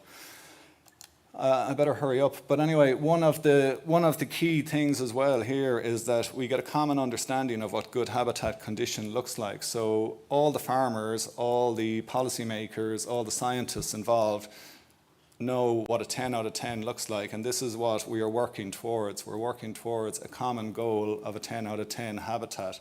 So we've done a lot of work on the scorecard design with your managing authorities for water, with your managing authorities for nature, for climate, for agriculture, etc., who all agree that yes, if they get a high score on the scorecard, this will deliver for my objectives. This will deliver for the Water Framework Directive for me. This will deliver for the biodiversity directives for me. This will deliver, etc., for nature restoration law, etc., for me. So, and then the farmers know, well, okay, what does good habitat condition look like, and what are the threats and pressures there? They can immediately see what needs to be done to bring the land up to a higher condition. They know how much it costs, they know how much money they can get for it, they know how much it will improve their score, how much it will improve their payment, etc. So you can make a clear business decision based on the information. We implemented the results-based payment scheme at the landscape scale, so we bring in the entire SAC plus contiguous habitat. We had over 85% participation rates, so very high, so most of the land has come in. So every red dot there in this area represents a scorecard, so we know all the threats and pressures, we know the habitat condition right across the area, we know where to focus our efforts, our resources for restoration, for conservation. And we can make nice, cool maps. We see, you know, this is just showing good and poor habitat quality, but obviously you can take out any indicator off the scorecard and you can look at, okay, where's invasive species? Where did the scorecard record invasive species? Where's bare peat? Where's artificial drainage? All the different parameters on the scorecard, you can identify where the issues are right across the SAC, and you can target that way as well. So we ran a pilot results-based payment scheme in 2021-2022. In our original project design, it was designed for 24 to 29, a 5-year scheme, but we were looking at the CAP cycles, and the next CAP strategic plan was due in 2023. So we pulled the whole results-based right back to day one. So I started my job in February 2021, and by July of that year, we had 167 farmers enrolled in a results-based payment scheme, scorecards, information booklets, terms, conditions, everything up and running within 6 months of the project getting started. By year 2, we had 823 farmers in. So we spent an enormous amount of time out on the ground with farmers. One interesting strategy that we employed was in our grant agreement also, they had identified some SACs that they recommended we should target for results-based payment schemes. And the rationale for targeting those SACs is because there were few farmers in the area and they were very easy to work with. So we thought, well, this is no good, because if we work with the easy farmers in the low-hanging fruit, and then we go to Department of Agriculture and others to say, oh, look, we've got a great scheme, you should, you know, scale this up, they will just say, oh yeah, but it'll work there, sure, anything will work there, they're easy. So we made the opposite decision, and we went for the most difficult place in the country to work, where there's very vocal, active farmers, loads of farm politics, loads of issues, very contentious area, but a great area to work with, because you know that the farmers will tell you straight out if they like it or if they don't. And we knew that others knew that if we get it to work in this area, it'll work anywhere across the entire country. So that's what we done. We had 50 farmer information events, one-on-one meetings with farmers, group meetings, public meetings with different farmer groups, etc. Over 600 people attending those. There was some hot and heavy meetings, I must say now. We took a fair bit of abuse along the way. There was some hard questions, etc. Mostly due to lack of trust and lack of understanding. I mean, farmers have had their land designated without consultation at all. They got a letter in the post in the late 90s to say your land is now an SAC and here's the restrictions on it, you know, so there's a lot of bad feeling there from legacy issues. But we ended up with, over 85%. I would say we spent as much time with the 15% of farmers who didn't join the scheme, or probably more time with those than we did with the 85 who were in. Because oftentimes it's the bigger farmers, the ones who weren't interested in the environmental side, who would see that as a threat to their livelihoods, who didn't join the scheme. So we spent a lot of time with those farmers explaining what we were doing, trying to bring them along. And, they still turn up to meetings. Some of them have joined, not all of them, in subsequent activities in the project, etc. So, we still work on that to develop a system that works for everybody, not just 85% of farmers. It needs to work for everybody on the ground. We train farm advisors, so there's a very well-developed farm advisory system in Ireland. The advisors do the scoring for the farmers. They can also then advise them on how to improve their habitat conditions, so they're a very key intermediary in the whole thing. Every farmer had to attend training, so we had 98-99% attendance. We held lots of workshops for public servants and others in the development scorecard design, and again to bring all the different policies together and the different people responsible for different policies to get buy-in along there. Lots of cross-sector collaboration events, dissemination workshops, etc. So we ended up having 63,000 hectares of land surveyed, paid over 3 million directly to farmers, and funded over 100 restoration actions. And one of the key things is this network of demonstration farms, because farmers want to see restoration done on land that looks like their land by farmers who look like them, who can speak the same language. So when we talk about re-wetting, it scares the life out of farmers, but okay, now we're calling it water table management and all sorts of other things to stay away. Language is very important, but oftentimes it's a small timber dam that might be 6 inches high, 150 mil high or whatever, and we get pioneer farmers will do some water table management. We bring busloads of other farmers to come and look, and they often think, is that all it is? What's all this stuff in the media about scaremongering, etc., etc., And when you've got farmers talking to farmers about, it hasn't impacted my productivity, it's better actually, I've less bare soil, I can now farm better, etc., and now I get a few quid extra.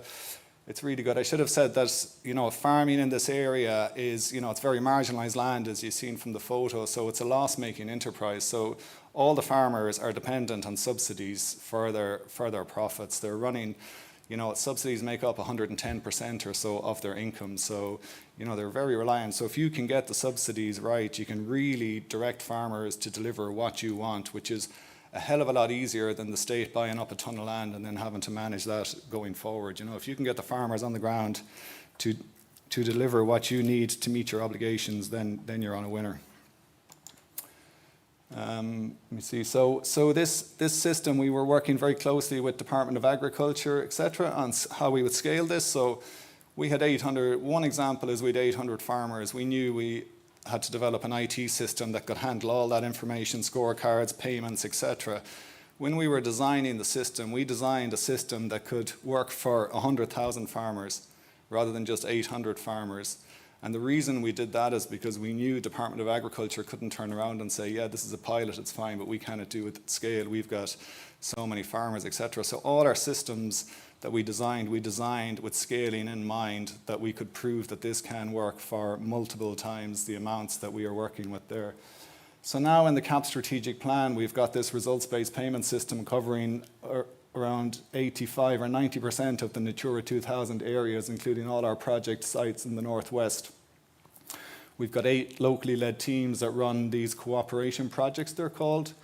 It's for people that know the CAP regulations. It's funded under 3 different articles. It's the ACM, NPIs and cooperation articles. But now at the national scale, we have an implementation mechanism for conservation measures, restoration actions. We have 20,000 farmers here, all getting payments for habitat quality for the first time ever, all understanding what good condition looks like, what needs to be done to improve condition, etc. So it's a massive opportunity to deliver restoration, but all it is one tool in the toolbox. You need to be able to capitalize on that and deliver on that. You can't just sit back and say everything is sorted now. And I'll quickly go through one of the initiatives we use to build on it. So We've got all these drivers for conservation and restoration coming from different policies, as we've spoke about already. And then we've got drivers from landowners who are now getting payments for ecosystem services. So now landowners are looking to do conservation and restoration, which responds to the policy drivers. We've got a positive feedback loop here because we pay for habitat condition, existing condition. The more restoration the farmer do, the better, more payments they get, incentivize them to keep doing restoration, etc. So you can grow out the restoration through this model.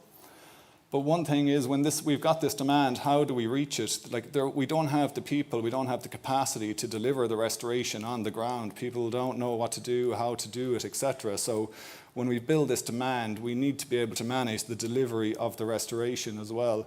So we're looking at how can we achieve this in a way that works, you know, with the principles of the results-based, locally adapted, autonomy, etc. And we developed this Natura Communities initiative, which trains local people on habitat management and restoration. It builds capacity in local areas, it creates employment in local areas. So we target restoration areas based on the policy priorities, train local people to deliver restoration in their local area, which is a massive thing for engaging local landowners, etc. And you know, they're doing all sorts of water table management, erosion control, invasive species control, etc. And we set our target areas to align with the CAP strategic plan areas as well. So we now have over 40 people employed in remote rural areas in these 3 areas working on nature conservation 5 days a week. We have about 6-7 million put through this program that we've got from outside our project funding. We're getting massive pressure, positive pressure from these other areas. Hey, we want something similar in our area. Can you come to us? Can you develop here? So next year, we've got 15 million euros funding from Department of An Taoiseach Shared Island Programme, and we're going to scale to here and here next, and then look at a national implementation. And these projects, locally embedded projects, they create their own publicity, their own demand. These are just a few stories from the local papers in their areas. When you've got 40 jobs in rural areas like this, people will defend them with their lives, you know, so people will come up with new restoration areas to keep all these people employed, etc., as long as we can keep the money flowing. And maybe Len will tell us after lunch how we're going to do that. But we are building this brand like the Mezzo, this brand, this Natura Communities. Now Natura 2000 becomes a positive thing for the areas. It creates jobs, it brings money, etc. And people are happy to see us coming, to see these projects coming, etc. I'm probably gone. I had other things to say, but you know, it's this demand again. But here is our restoration program, of which Natura Communities is part, that's meeting that demand, building capacity in the areas, doing the monitoring, reporting, verification, research that can feed into the policies, feedback into delivering on those policies, and you know, coming up with ways that the money can keep flowing. And we're doing a lot of work on that, so that'll be in session after. I'd say I'm gone over, am I? That's usually the way anyway. The key messages: hybrid RBAP's approach or effective mechanism for delivering small and large scale restoration. Well-designed RBAPs can deliver and integrate multiple policies. They can deliver cross-sector collaboration. You can build complementary processes to manage delivery, but you need to consider the social institutional context in which you work to get the best results. And there is this ongoing need for long-term funding mechanisms outside of short-term policy cycles. Apologies for going over. That seems to be my last. Well, just first of all, thank you very much indeed for that. Inspirational, hits on all the points that we've talked about before. And that is how you do, like, upscaling big time, using public funds, but obviously there's clear messages there to move into private sector. Right, we got time for a couple of quick questions. Have we got something on Mentimeter? Okay, let's get that up. Is there a question in the room for Gary? I have a quick question for Gary. All of your efforts are within Natura 2000 sites? The majority are they're either in or they're linked to. So like a we would take the linkage. Natura 2000 site and the contiguous habitat, so say the water catchment, etc. So, I mean, Natura 2000 sites are often an arbitrary red line that's politically driven at the time. Or keep my bit of land out, and so you get these cookie cutter little bits and pieces. So we take the SEC, but we also take the contiguous habitat, because connectivity, as you'd said earlier, is very important. So do you see that the system could be transferred? Because obviously you work within a LIFE programme, so we're talking about Natura 2000. But then there are sites outside of Natura 2000 that we are going to have to restore under the nature restoration plans. Would it work outside? Absolutely, yeah. Why not? There's no two ways about it. I mean, our focus is peatlands, but you can use the exact same system for coastal management, for riparian management, for lakes, for whatever, you know. And that builds and that that is the plan confidence in the to system. these local teams who are very professional and very highly trained, equipped, etc., that they develop the skills to do all sorts of restoration across different habitat types, and then they become the people you call, you know. Okay, so we've got a question on Mentimeter. There are also, thank you for the inspirational approach, great. So there are also cases when, despite efforts of farmers, results are not met. Okay, payment depends on results, but are there cases when, despite effort, no results? You wouldn't see that too often, to be honest, not when you're paying for habitat quality. I mean, the scorecard's very objective. Things are either there or they're not there. You know, you're looking at species, they're there or they're not there. You're looking at bare soil, you're looking at invasives, you're looking at artificial drainage. So it's a very objective assessment of the land. So it should be anyway, you know, it's reasonably, the question's gone now, but anyway. So things are there or not there. And then if the farmer is putting in an effort to improve the habitat quality, but it's not reflected on the scorecard, then you have to ask, well, what are they doing? It's clearly not the right effort here. So unless it's something that's outside of the scorecard, maybe. But then, I mean, if you do something on a hedgerow, maybe hedgerows aren't involved in your scorecard. They are in, say, the upscale CAP strategic plan. In our scorecards, they weren't. So the farmer, if the farmer uses the scorecard as the management tool, you get a 4 out of 10, you say, okay, I got full marks here, I got lost marks here, need to address that, lost marks here, need to address that, and they're the issues you address, then all efforts will improve and get results from. It's kind of a pressure state response kind of approach to improvement, but they do still get paid, even like for the minimum? So the way the minimum payment works, actually, it's a very interesting aspect. Like, there's tons here that I didn't have time to go into, despite my best efforts to steal extra time. But the scorecard, we get a score of 0 to 10 on each field. So we don't pay on a 0, 1, 2, or 3, because we would say that that's the level that baseline conditionality in the CAP strategic plan already pays for. Right. So your statutory management requirements, your GAIACs, so your area-based payments under the CAP strategic plan, most countries have them, already cover keeping the land in good agricultural and environmental condition. We would say that's equal to a 3 on the scorecard minimum. So we only pay for 4 and above, so you avoid double funding that way. Perfect, thank you. Okay, and very quickly, how much does it cost to have one advisor for every 15 farmers? Because you've got 823 farmers and 52. Somebody's done the maths. Okay. Somebody's done the maths, but you'll have to go back to your notepad again, because there's not an equal spread. Some advisors might have 200 clients, some advisors might have 2 clients, etc. But we pay based on a flat rate payment for coming to the farm, so a call-out fee or whatever you might have if someone comes to fix your dishwasher, for example. Then we pay per plot, so you might have 10 fields, you might have 20 fields, you might have 5 fields, so there's, you know, a couple of euro per plot, and then we pay per hectare. So, you know, you've got the advisor comes and you come in and you walk a W across the field, and that's how you score. So you're not, you know, it's pretty rapid, and once, you know, we would say that a 12-year-old can use the scorecard with a half an hour's training. That's the level we're talking at. It has to be very intuitive, very easy. You bring a farmer out onto their farm, after 10 minutes, you could let them off and they'd score their own farm. They can pick it up straight away, so it's very straightforward. So flat rate plus payment per hectare plus payment per plot, and that's what we pay the advisors. So. And they Okay. complain we don't pay them enough. I mean, that's the Of biggest course they complaint. do. Of course yeah. they do, yeah. Yeah, right. We're going to have to leave it there. I'm sure there are many, many more questions that everybody has for Gary. He's around for the rest of the day. Please talk to him, and I'm sure he'll be more than pleased to answer your questions. There's a little presentation coming up, and while we're doing that, can I just invite our next speaker to come and get herself organised? So a big thank you to Gary again, please.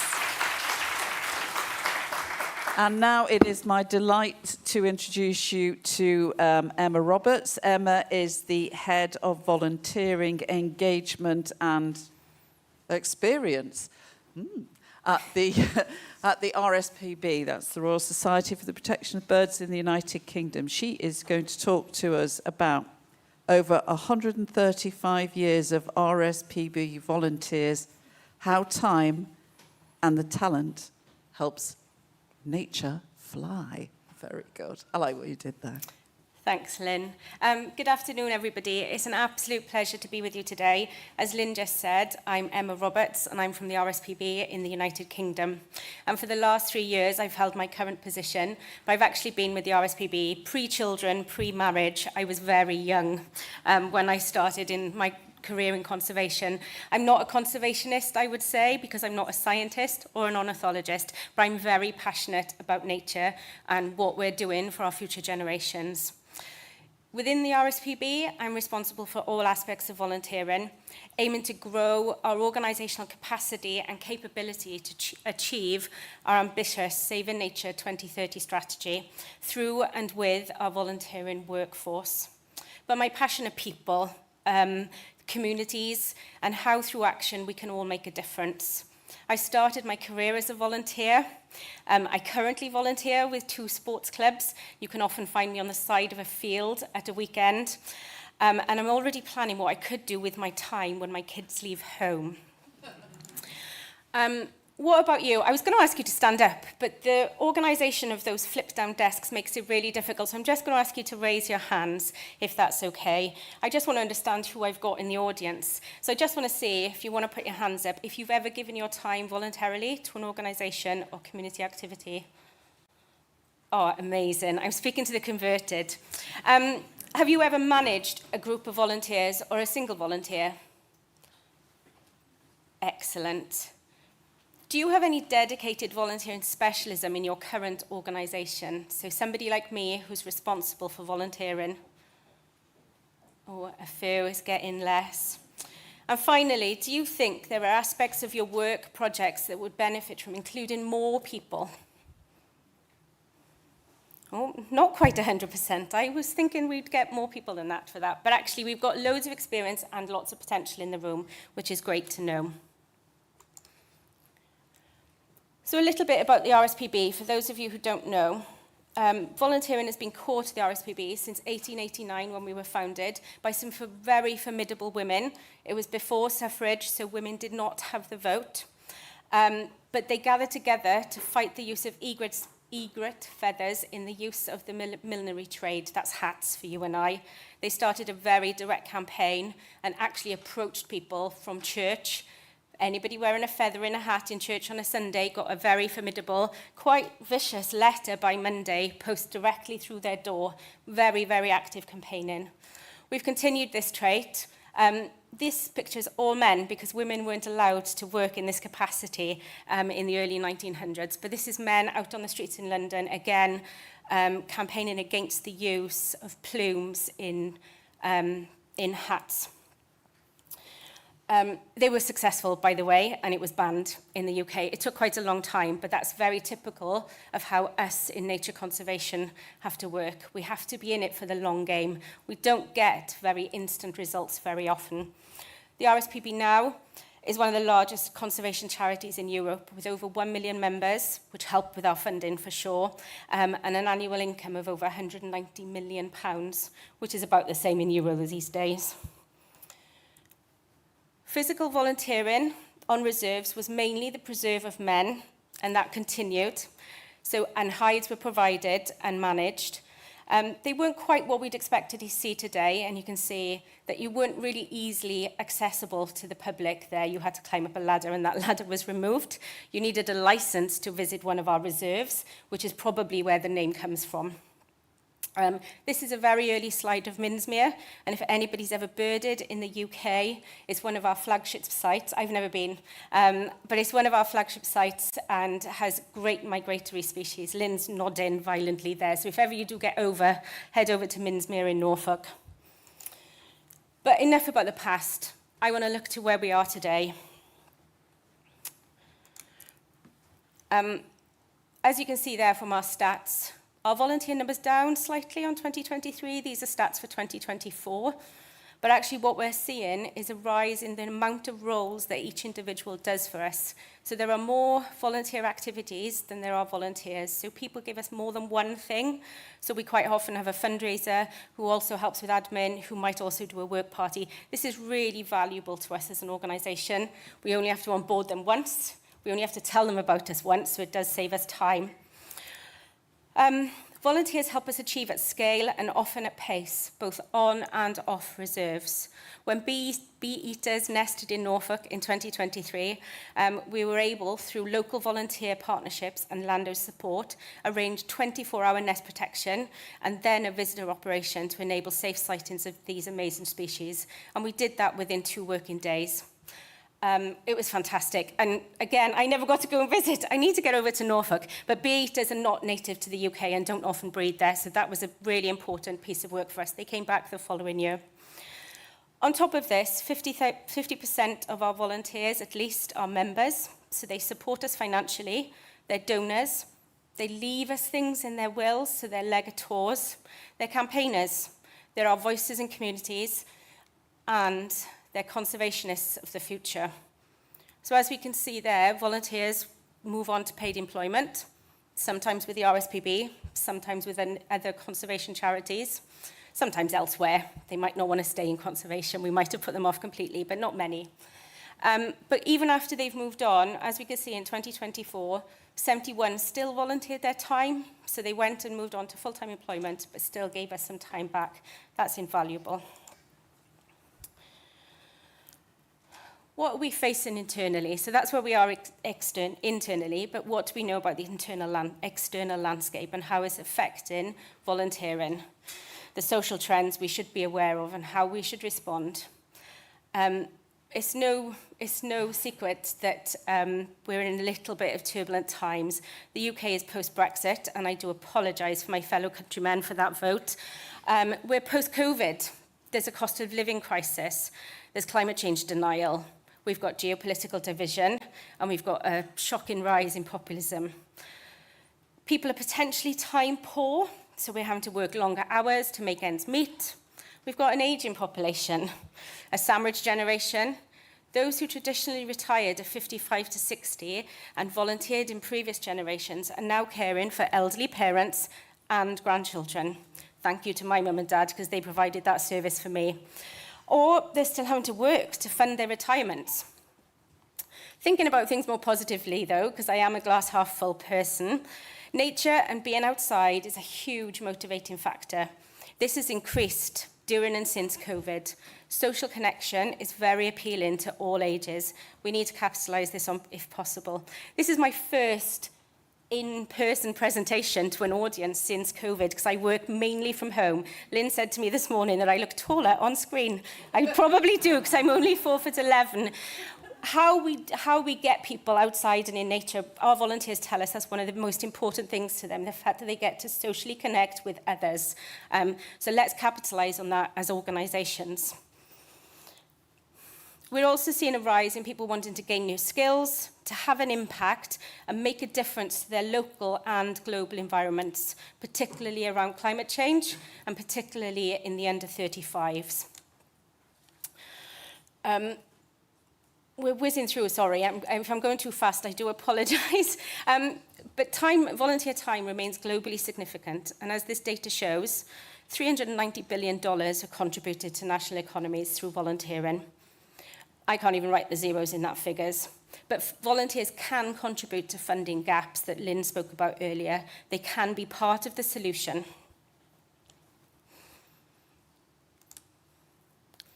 but levels are falling. So levels of formal volunteering, this is an England graph actually, and I should make that clear.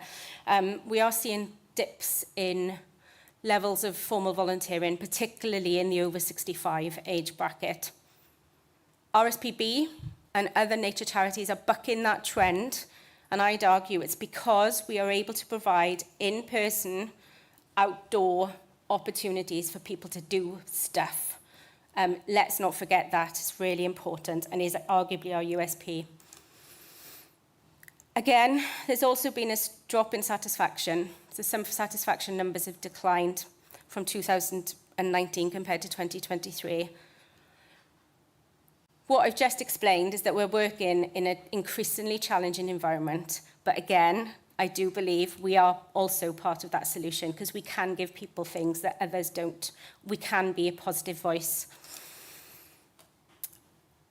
What motivates people to give their time? What would motivate you to give your time? What motivates me to give up my time for sports? It's not because I'm saintly, although I would argue I probably deserve a halo at times. It's because my children benefit from me volunteering for 2 local sports clubs. They get something from it.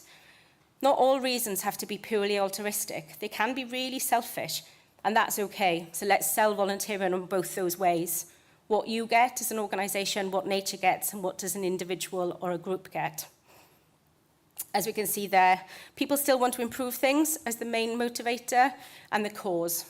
Nature is a great cause to hook people in. It's got a great marketing tool at your disposal. Why do people stop? So we do have a turnover. It's not low. Our volunteers turn over about 14% a year. And these are some of the reasons why people stop. Biggest thing is other things to do with their spare time. I can see people taking pictures of slides. I'm presuming we can share them. I don't know if we can share them. Yeah, thanks. So I can get them shared to everybody. And what are we competing with? We're not competing with each other. We're competing with Netflix. We're competing with Instagram, TikTok videos. You don't want to go down there because before you know it, you've wasted 2 hours of your day. So we're competing with things that are not even in our control. So we have to keep trying to sell against those kinds of things. What we do know is that 44% of people surveyed for time well spent were keen to combine volunteering with existing hobbies or activities. This is nature's USP. I put this picture in just because I really liked it. But I want to talk to you about other effects that we're seeing. And this is, COVID had an impact, but these shifts have been going since pre-COVID. The same issues we saw beforehand. What COVID did was heighten the pace. So we are seeing generational shifts. RSPB's longest volunteer last year celebrated 65 years of volunteering with us as an organisation, which is freaking awesome. I cannot imagine being that dedicated to one place for 65 years. People don't work like that anymore, let alone give their time for free. So we're seeing shifts in our generations. Competition, as I said, not with each other, but other ways to spend time. There's perceived or real red tape, paperwork. I don't want to fill in forms. I don't want to have to do a risk assessment. I just want to turn up, and dig a ditch or fill a ditch, as Gary just mentioned earlier. And there's choice. We are surrounded by choice. Does Starbucks go across Europe? I haven't seen one in Latvia, which is it's not a good thing. It's a coffee shop, a bit like Costa or Cafe Nero. It's a coffee shop. And I put this slide in, and apologies, I should have checked whether it existed here. Just to ask the audience, does anybody know how many combinations of coffee you can get from a typical high street chain of coffees? Have a guess. 100? Any more than 100? 50. More than 50, more than 100? I'm going to tell you. There are 87, this is taken from the Starbucks website, so I'm presuming it's fact. 87,000 different combinations. That's exactly the same as what people can do with their time. There is so much choice out there, whether you join a club, whether you volunteer, whether you do something from home, whether you go out, whether you want to stay in your pajamas, whether you want to do something at 3 o'clock in the morning. We need to respond to that level of choice that people are facing today. But also we need to respond to the overwhelm that comes with that. I do not want to think about 87,000 choices of drink combination. I just want a latte. Sometimes with oat milk, you know, that's about as far as I want to go. So you need to think about how you stand out from the crowd in this really busy, noisy, choice-filled environment. Bringing it back to the RSPB, what do our volunteers tell us? We conduct an annual survey across our staff and our volunteers, and we create a score. I've said I'm not a scientist. The stats behind this score blow my mind, and I love it, but I don't really understand it. It goes from -2 to +2, and the RSPB has a current score in 2024 of 1.03, slightly down on 2023, but it still remains a good place to volunteer. It uses a Gallup survey mechanism, which is known across HR industries, really. We also ask some wider questions about satisfaction. 8 in 10 of our volunteers are satisfied with us as an organisation, and we benchmark this against some wider organisations. There's 2 final years there, 2023 and 2024. We singled out remote workers, so anybody who doesn't have direct contact with the line manager, and we think that's brought the score down a little bit. We have a KPI, and would you recommend to a friend? There's no better marketing than word of mouth. So we want our volunteers to bring people along with them, to talk about us in a really positive way. When they're in the pub, when they're in the coffee, when they're at the school gates, whatever they're doing, that's a really important stat for us, and it's actually one of our key performance indicators. And we're just below 8 in 10, which for me is part of my job to see how we increase that. And again, a real focus on remote workers. We also wanted to know about well-being of our volunteers. As we've moved to hybrid working and working from home, well-being has become really important for us as an organisation, both mental and physical. What we can see here is that more people believe volunteering improves mental and physical health. There is less agreement in some of the other areas we ask. Arguably, the very low score in employment prospects could be attributed to the age demographic of our volunteers, because the majority are 55 plus and are not volunteering to get skills. So we have drilled down into that a little bit, and those under 35, that score goes back up again. It is a reminder, though, that volunteering is a two-way relationship. Place of where the volunteering happens has big influence on well-being, which is really illustrated by this slide. So everything in blue are people who volunteer from home, and our reserves, our places outside, are in green. But what are volunteers telling us? They're telling us they love it, basically. Most volunteers, even the 2 in 10 who wouldn't recommend us to a friend or are not satisfied, still give us really positive feedback. So read from that what you will. How do we manage our volunteers? So volunteers can do any role in the RSPB. We have no hard no's. If you come to me and say, Emma, I can do this, and I want to give you my time, it's my job to see if we can use your time in the most mercenary way possible. What we need to do is make sure you've got the skills, the capability, the time to get involved in that. So we do have fundraisers, electricians, trainers, chimney sweeps, IT experts, lawyers, tax specialists, firearms specialists, pilots, people who do work parties. The list goes on. There is no hard no in what you can do. We work with you and our insurers and our health and safety specialists to make sure that we can get that done. So volunteers go, I'm going to skim through these. I'm realizing I'm running. I thought I had 30 minutes, but I think that countdown started at 20. So we take our volunteers on a journey. And it's similar to any kind of staff employment journey. So you start at recruitment and you move through to when you finish, or don't. Sadly, some of our volunteers die before they leave us as an organisation. So we do have to talk about that as well. From that, we have volunteer line managers. There are about 750 people in the RSPB who are specifically responsible for managing those 13,500 volunteers, doing 17,000 roles, 1 million hours, 85% of our workforce. It's really impressive numbers. This is where I spend most of my time, is making sure our staff feel competent and capable to go and involve volunteers so that they don't say no, so that they do involve in lots of different places. final bits that I want to talk to you about are 2 species projects that we work on. 1 species, sorry, and 1 reserves. I do have a video to play, and I am going to play it. I know I'm desperately running out of time.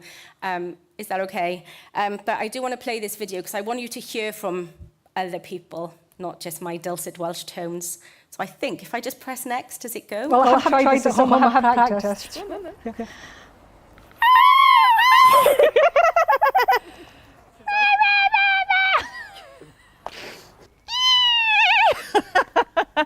No, that's very silly.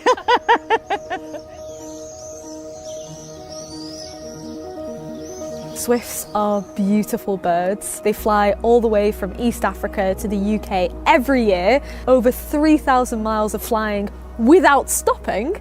So they're able to sleep, mate, eat on the wing. It's incredible, and I think their uniqueness is something that draws you to them. I think they're also important because their numbers have dropped by over 60% in the past 25 years. And if we don't do something about it, we're going to lose our sign of summer. Well, I decided to be a Swift champion because we have an existing colony where I live and watched them for the past few years. So I wanted to get involved. So we got to pick what we wanted to do, and I chose to create a Swift street to bolster the numbers of homes for Swifts. And I've done that, and we've got 22 Swift boxes in my street now, which I'm delighted about. It's incredible. From my garden, I can see 4 of them, and if I go around the side, I can see 2 more. If I look out my bedroom window, I can see 2, and when I take my dog for a walk, I can see 6. So it's been great being involved with like-minded people, and I wasn't expecting that, and that was a big win. I was a novice bird watcher, and as lots of people did, I spent some time outside in my garden and walking in the local area and spotted some little birds zooming over my house, and my friend told me they were swifts. It all started from there, really. When you go out and connect with nature, and it could be you listening to a blackbird singing, or it could be that you're watching swifts dancing in the sky, or looking at a ladybug, or whatever it might be, you feel grounded, you feel secure again. You're reminded of where you've come from. I suppose I have been overwhelmed, but I shouldn't be because I live in such a friendly community. Everybody pulls together. Put a message on the group that we have on the lane, and was overwhelmed with so many requests, enough that we've got 105 boxes up on the lane now. We know we're in an environmental, climate and biodiversity crisis. There's no getting away from that. And every day I feel like I wake up to more species in trouble, more environments, quite literally sometimes on fire. And it's hard to get out of bed and feel optimistic and hopeful, but then you come to events like this where you see communities driven to do something, and that's progress.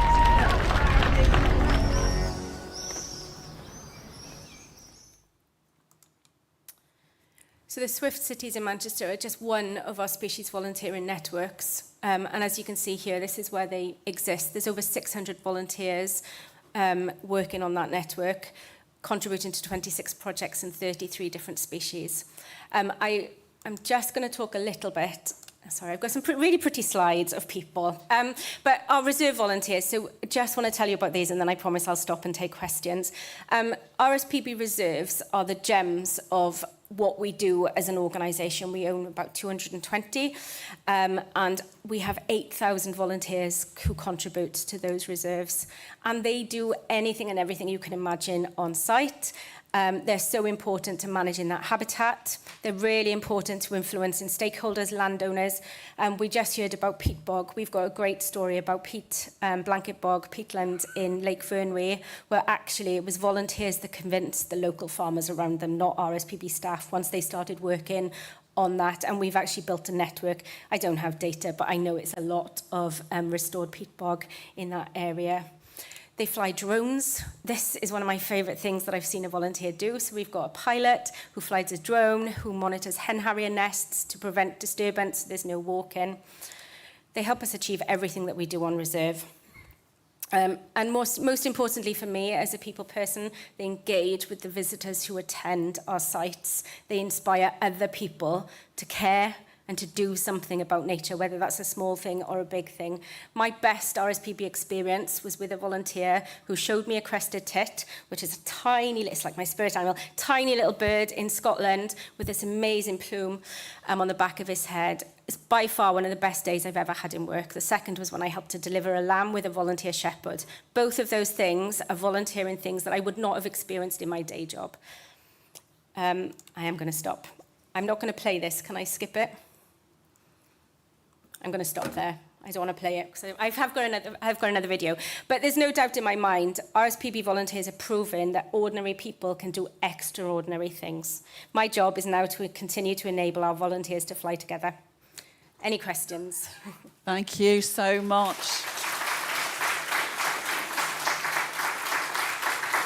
Emma, I could listen to that all day. That's just amazing. And I hope it inspires anybody who has not yet volunteered to do anything to go out there and volunteer. OK, have we got anything on Menti? Great. I've got one quick question.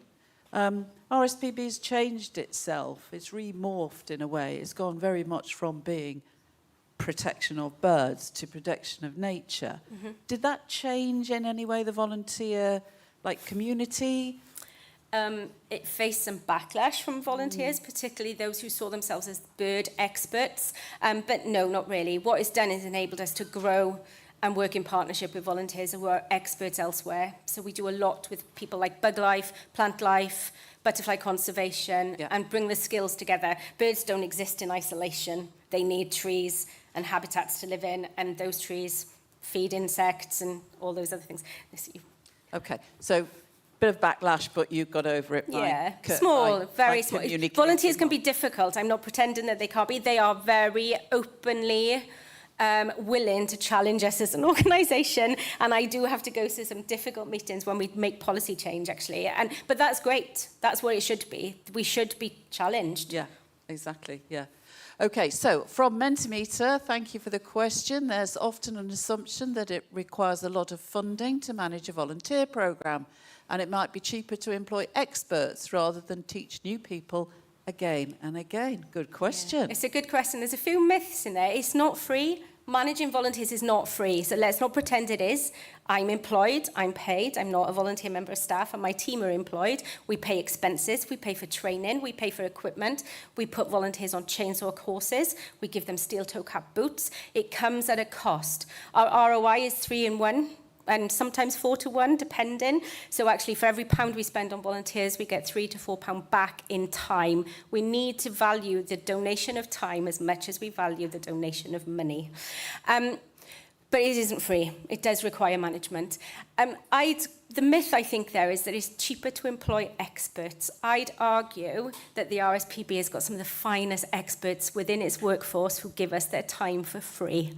And we don't have to employ them again and again. We have longevity.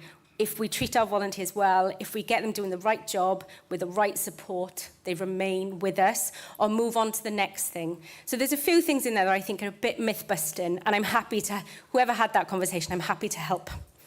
OK, what communication channels do you use to connect with volunteers? How do you connect with them? Various ways. We know our volunteers prefer to hear face-to-face. They want to hear from their manager, just like I do.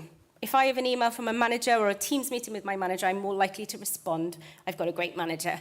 And that's true of our volunteers. We also have online newsletter that goes out once a month. We have a management system called Assemble, which brings volunteers to us that we can post news stories in, and they talk to each other. So we do have some things that come back to us, you absolutely know. One volunteers talk to the next volunteers, talk to the next volunteer, and they come back to us. But yeah, mostly online, but we have at least one event a year with our chief exec. We have one event, an awards ceremony with our president and our chair of trustees. But we try to communicate in a way that works for them, and that's mostly the best way is through their manager, because humans respond to humans. And I think RSPB were one of the first organisations really to go big time into volunteering as a mechanism for delivery. It's where we started. It's our foundation. And I think there's a lot of other organisations now that are using that same model, the Wildlife Trusts, etc. They they incorporate your model. So definitely. So this is the gold standard. And if you want to hear more about volunteering, Emma is going to be in the afternoon session. I'm here in the afternoon, on yes. And just, are you here tomorrow? I'm here tomorrow, yeah. I'm out doing some volunteering tomorrow with you. And I just want to say, I'm actually here on my sabbatical from the RSPB, but I have got some time left to spend. If anybody wants me to come and do some work with them or their teams about volunteer development. I've got about 12 days left. That's up for grabs, open to bids. If you want to, I can do that online, by the way, but if you want me to come and visit, I'd love to. I'm going to give some to LatViaNature, but I'm happy to spend time if anybody needs it as well. Well, on that fantastic offer, please, again, join me in thanking Emma for that amazing run-through on volunteers. And if you would like to take up her kind offer, please come and see Emma later and grab one of her 12 days that she's got on sabbatical. Okay, well, thanks everybody for your contributions, and thank you for the people online for still being with us, if you are. This afternoon's session, we start at 2 o'clock, okay? So I'm not going to keep you from your lunch any longer. I know we're running late, for which I apologise. Eva, our splendid leader, would like to speak with you. Eva, come on.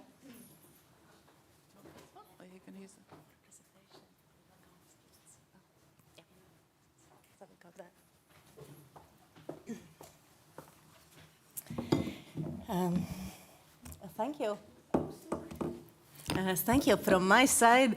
And thank you, Lynn, for really feeling the point that we have had so many enthusiastic inputs to the conference that I think we are really lucky to have all the speakers who have spoken already today. Thank you for coming. Thank you for joining. And also, I would like really thank everybody who contributed to our online edition, where we see highlights from around Europe, and which gives lots of insight and best practices. Also from Latvian side, there are quite a number of things which we feel have worked and which inspire us there. In 20 minutes, which is left till our lunch, I and my colleague Girts, we will present LIFE-IP project. And of course, the information in slides, and you will receive all the slides after the conference, then the information will be more complete. I will go through selectively, but it's good opportunity to introduce work, what we do in project. So our project, as you can see, it covers all terrestrial area of Latvia. We don't deal with marine Natura sites, but we have a twin project, let's say that way, who is dealing particularly with marine. And the aim for our project, like for any LIFE integrated project, is to implement and contribute to the implementation of strategic document in nature. So it's priority action program covering all our actions till 2027. As mentioned before, we are in our midpoint, so we have some work what we have done, and we are very pleased to continue, and we do hope that we will be able to continue even after the end of the project in 2028. The project partnership, and here all complements to LIFE program and European Commission allowing to build together those quite powerful partnerships for the main actors in the nature sector. In our case, there are 10 partners, and strategic cooperation is with our partner Ministry of Smart Administration and Regional Development. But in particular, we are pleased to have 4 universities on our team, and those 4 universities, it allows us to science underpin all our work and deliverables, but it's even more since we are encouraged to use scientific approach for our everyday's work, which even is not like strictly scientific report, but it's useful and we're really learning there. We are having 2 NGOs, leaders of opinion in the nature sector, and we are having 2 big enterprises, Latvia State Forests and Rural Advisory and Training Center, which allows us like to reach more larger stakeholder audience than we would do without them. So it's a quite big one in terms that there are 10 partners, but also you have to manage every partnership, and being for, I think it's almost like there potentially might be, if we continue, some like additional partners involved, but we are quite pleased that the key partners are already here today. Then the core of the project, for you to read once you study our slides, I will explain it with a short diagram with the 2 trees, where you can see that at the heart of our project, there are like 3 focus themes. It's invasive alien species, management of them, and we are testing efficiency of different methods, which works better, so that we know how to continue work and what recommendations we can give in the overall work for management of invasive alien species. Then it's semi-natural grasslands and forests. As Minister mentioned in his opening remarks, we do have like a large proportion of country covered by forests. So obviously it came as one of our focus groups for the project. And there are experts who are grouped or structured in thematic blocks. We are having habitat and species experts who are working towards development of proposals for legislation, including favorable reference values for our habitats and species. We are having nature data team, and we are very pleased that they are on board, because a number of things we are doing, it does require a good IT specialists who love nature and who are able like to say what we can do and how can we put in IT solutions. And experts in compensation or motivating mechanism team, since we are dealing with those voluntary contract approaches in the project. Then, those who work with the LIFE, you know that at some point Commission or senior invites you to group your all project actions into pillars, so we did. And we are having the pillars here, and you can read what they are. But actually this management and overview structure, it's good for us to monitor our pace and progress of the project. And being in a midpoint, we are quite pleased that we are having considerably good progress for everything we plan to be achieved in the first 2 phases. There are some minor deviations, but there is a good justification why they are there, and we have taken care that they are included in updated implementation plans. But step by step, we are going as we planned in the beginning. It's already 5 years ago. Complementary funding, the part of every integrated project, more topical than ever. You listen what Andrea mentioned in his speech, what Lynn showed in his diagram. So for us to implement priority action framework in the time period till 27 for the current path, it's almost 700 million euro were identified as needed. And currently we are having 230 million in place for that time period. So there is a financial gap, and that's why we look, and we are interested to look forward to diversify those funds which are available for nature. We do look for private sector, and today's conference, we believe, will give lots of insights and ideas how to work further. So the most important results of the project, they are always like a good and nice list, but I would like to mention some of them. And these are developed site-specific conservation objectives for our habitats and species, and we are also testing a new system for site management plans to make the system for site management more streamlined and more like easier to understand. So that's why how we shape the policy for nature conservation from our side, and we do believe that it will allow better to understand for stakeholders what do we want to achieve and how we want to achieve it.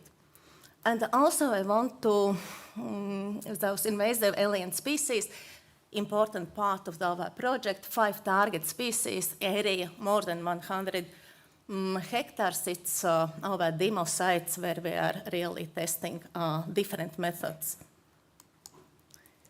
Then stakeholder engagement, I think after Gary's presentation this morning, and everybody is absolutely clear that it's a key to solutions what we need to meet nature conservation goals.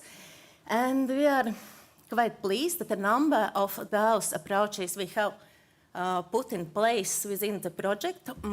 And here in this equilateral triangle, what we actually prepared last year for Natura 2000 award, we really tried to explain that we are having like 3 equally important approaches by volunteer involvement in habitat management, by forest demonstration sites in place in those forests, and also by this voluntary contract approach.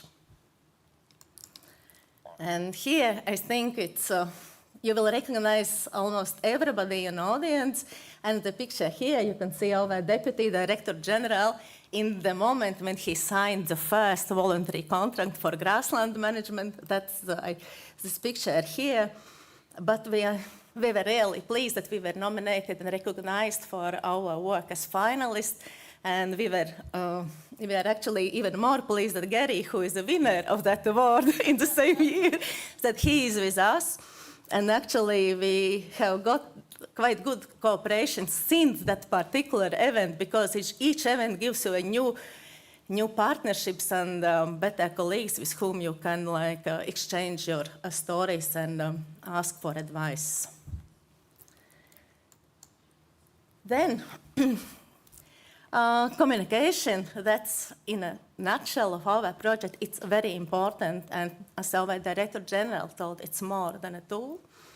There are a number of good examples you will discuss in thematic session in afternoon, but being a lawyer, I chose to present you those translation of parts of Habitats Directive, what our talented species expert and habitats experts have made.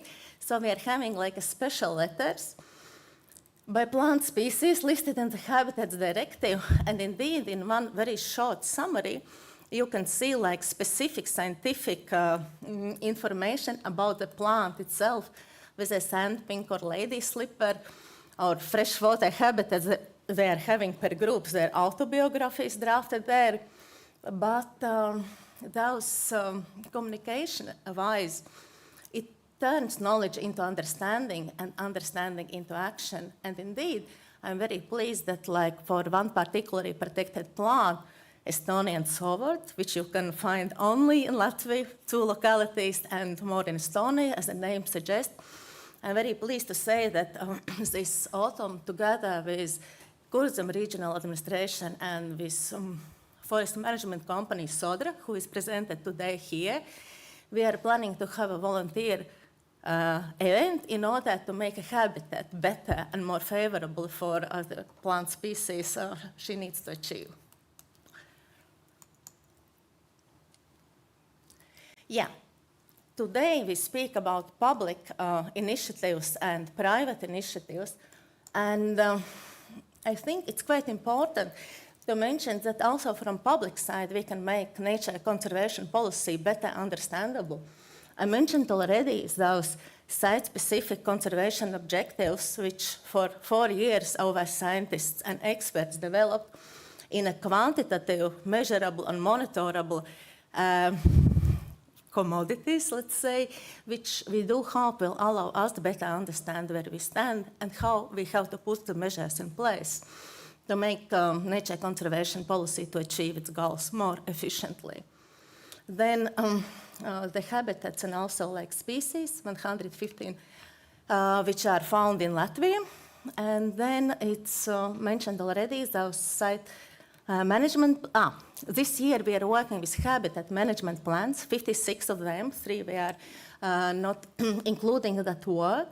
And this will be a solid basis for reaching goals of nature restoration regulation. So that is what we are currently busy in our habitat expert side. And site management plans I mentioned, private initiatives. I highlighted already our approach, but I will invite Girts to give a more insight to that work.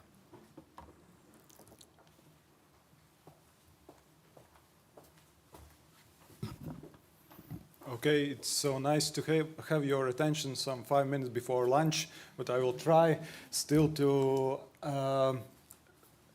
tell some very short things about our initiatives regarding private land conservation. And for that, we have to understand the background. And in Latvia, half of forests are privately owned and the majority of grasslands are privately owned. So that means that definitely private land plays a significant role in nature conservation. And we have to take into consideration that in Latvia, the main approach that is utilized is a regulatory approach. That means that protected area or micro-reserve could be established on private land even without acceptance of landowner, and it definitely causes some conflict situations. And also looking at other countries, we see that we still miss some important issues. We already heard today, like voluntary mechanisms are very limited, and also we more focus on action-based programs than result-based programs. And our idea was to try to bring those new elements also into Latvian situation to our landowners. And we started with landowner surveys. We conducted several surveys with forest owners, grassland owners, and general public. In addition, we also visited several countries. We visited Finland regarding a forest program, Metso, thanks to Turkey, and also visited Ireland for a grassland conservation program, Bahrain, and tried to get some good ideas how we could bring those ideas to Latvia. And in cooperation with diverse stakeholders, with universities, with rural consultants and others, we developed 2 pilot programs, Living Forest and Blooming Meadows. But before that, what we found out within our surveys, I won't go through them, but the main idea is that landowners are a very diverse community. There is no one opinion of landowners. And the best thing we see through our programs is that there is some 20–25% of landowners who are very, very positive towards nature conservation. And so we have to find a way how these positive, nice landowners could be involved in nature conservation policies. And the first program is Living Forest. It's focused on forests outside protected areas. That means that landowner has choice whether to harvest it more intensively or use it more for biodiversity conservation goals. And in this case, we make 4-year contract. We definitely understand that 4-year contract is not enough for nature conservation purposes, but this is more about understanding the concept, how, and more, I would say, social experiment, if there are landowners who would be happy to apply for such program. And we have 3 sub-programs, habitat conservation and habitat creation, for those who are totally focused on biodiversity conservation, and 1 program, nature-friendly forestry, for those who would like to balance economic income and biodiversity issues within one property.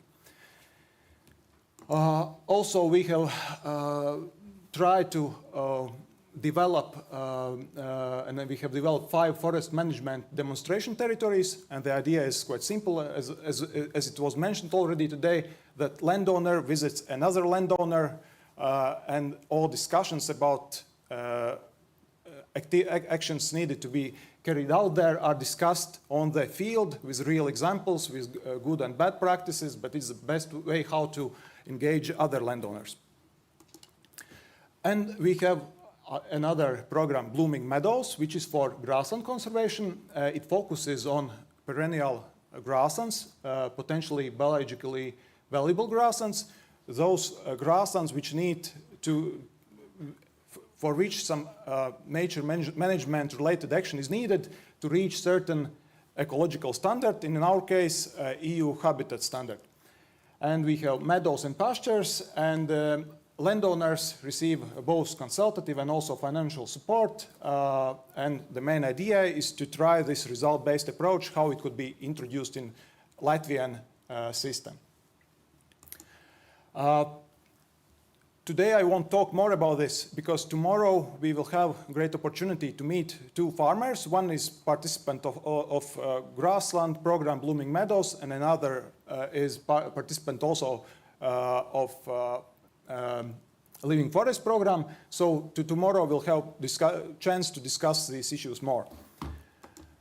And the main thing that now we have already more than 140 participants, landowners who are interested to try this contract-based, result-based approach, and we have a lot of knowledge regarding biodiversity issues, social aspects, and others, how these ideas could be put forward.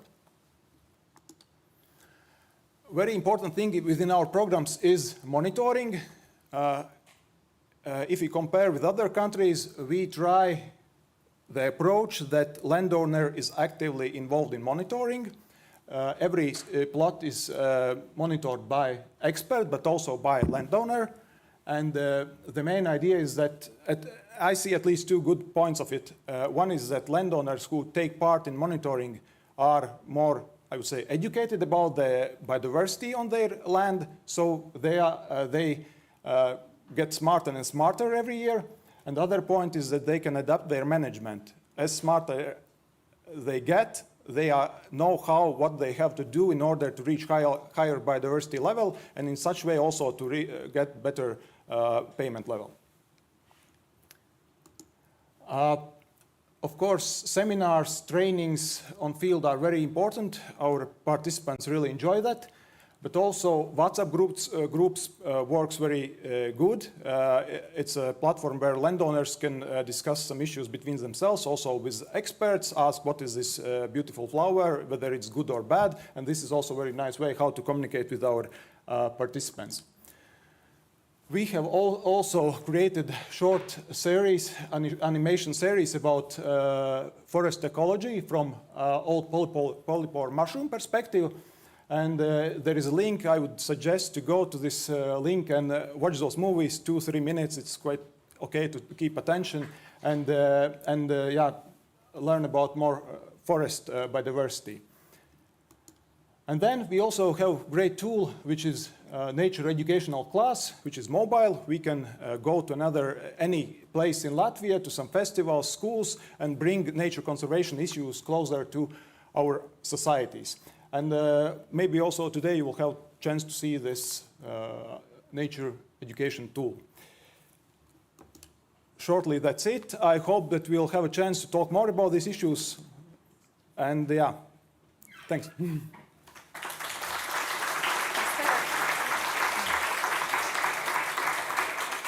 Okay, yeah, I know it's lunchtime. Really sorry I got that wrong. Don't know where my head was just after that. So, Eva, would you just come back up just in case? Have we got any questions on Menti? Nothing on Menti. Any questions in the audience for our Latvian project? Yes, we've got one over here. Could you just identify yourself and then we'll take the question. Eva, do you want to come just in case it's one for you? Yeah, thank you. So I'm Muriel Thirion from the LIFE-IP project in Belgium. Thank you very much for the presentation. I got one question. It was regarding the contract-based approach you got with the volunteers. Do you feel that, I don't know if there are any obligations in this contract, but do you feel that it can have an impact on the percentage of landowners that you can have to join the actions or not? I don't know if my question is clear enough. Yeah, could you please explain a little bit more? I didn't so get the question. For instance, in our case, we realized that if we come with some contract or some obligation, we might have some people that are a bit more reluctant to act, compare if it's just by oral, kind of agreement. So did you have that, or did you feel that it can have an impact on how many landowners could join your actions? So we are in the very first stage building trust, and but still we are a state institution, we have to make those agreements. But definitely this administrative part, this bureaucracy, is something that do not make, I don't know, landowners very, not all landowners would be interested are ready to go for such bureaucracy part of this action. But for the beginning, I think it's okay. I'm just going to ask Gary, do you have a contract with your farmers? Or yeah, you do. So you've got a written contract as well. Okay. So it seems to be the method is to have a written contract to tie people in. Great. Thank you. Have we got any more questions? Does that answer your question? Yeah. Yeah. Yeah. Perfect. Okay. Any more questions from the audience? Yes. Inga, please, in the front. Thank you. Okay, I have a question. These two schemes, they're really great, but what about potential for upscaling it to and continuing them also after the LIFE project? Yeah, thank you for the question. That's obviously the concern of everybody, is that the good work the project has done, it's upscaled into the next multi-annual budget schemes. We are very pleased to say that Ministry of Agriculture is with us today, and they are the ones who, together with our advocate, Ministry of Smart Administration and Regional Development, have to include them in the next EU multi-annual budget funds, because majority of those payments for schemes, they would come from those funding sources. But yeah, we would be delighted at that moment when it's done like formally and incorporated in the budget from 28 plus further. Okay, and just out of interest, what kind of reaction are you getting from the farming community and the forestry community to these schemes? Are they reluctant? Are they embracing the schemes? What's the initial reaction gets? I don't know, maybe subjective, but grassland owners are more used to similar schemes. They are very kind of, I would say, quite easy to attract. For forest owners, we had several forest owners who said, it sounds good, but we just don't trust you. You will, I don't know, we'll end 4 years contract. You will anyway put some protected area there, and so we just don't trust you. And for forests, there is more challenges from my perspective. Yeah.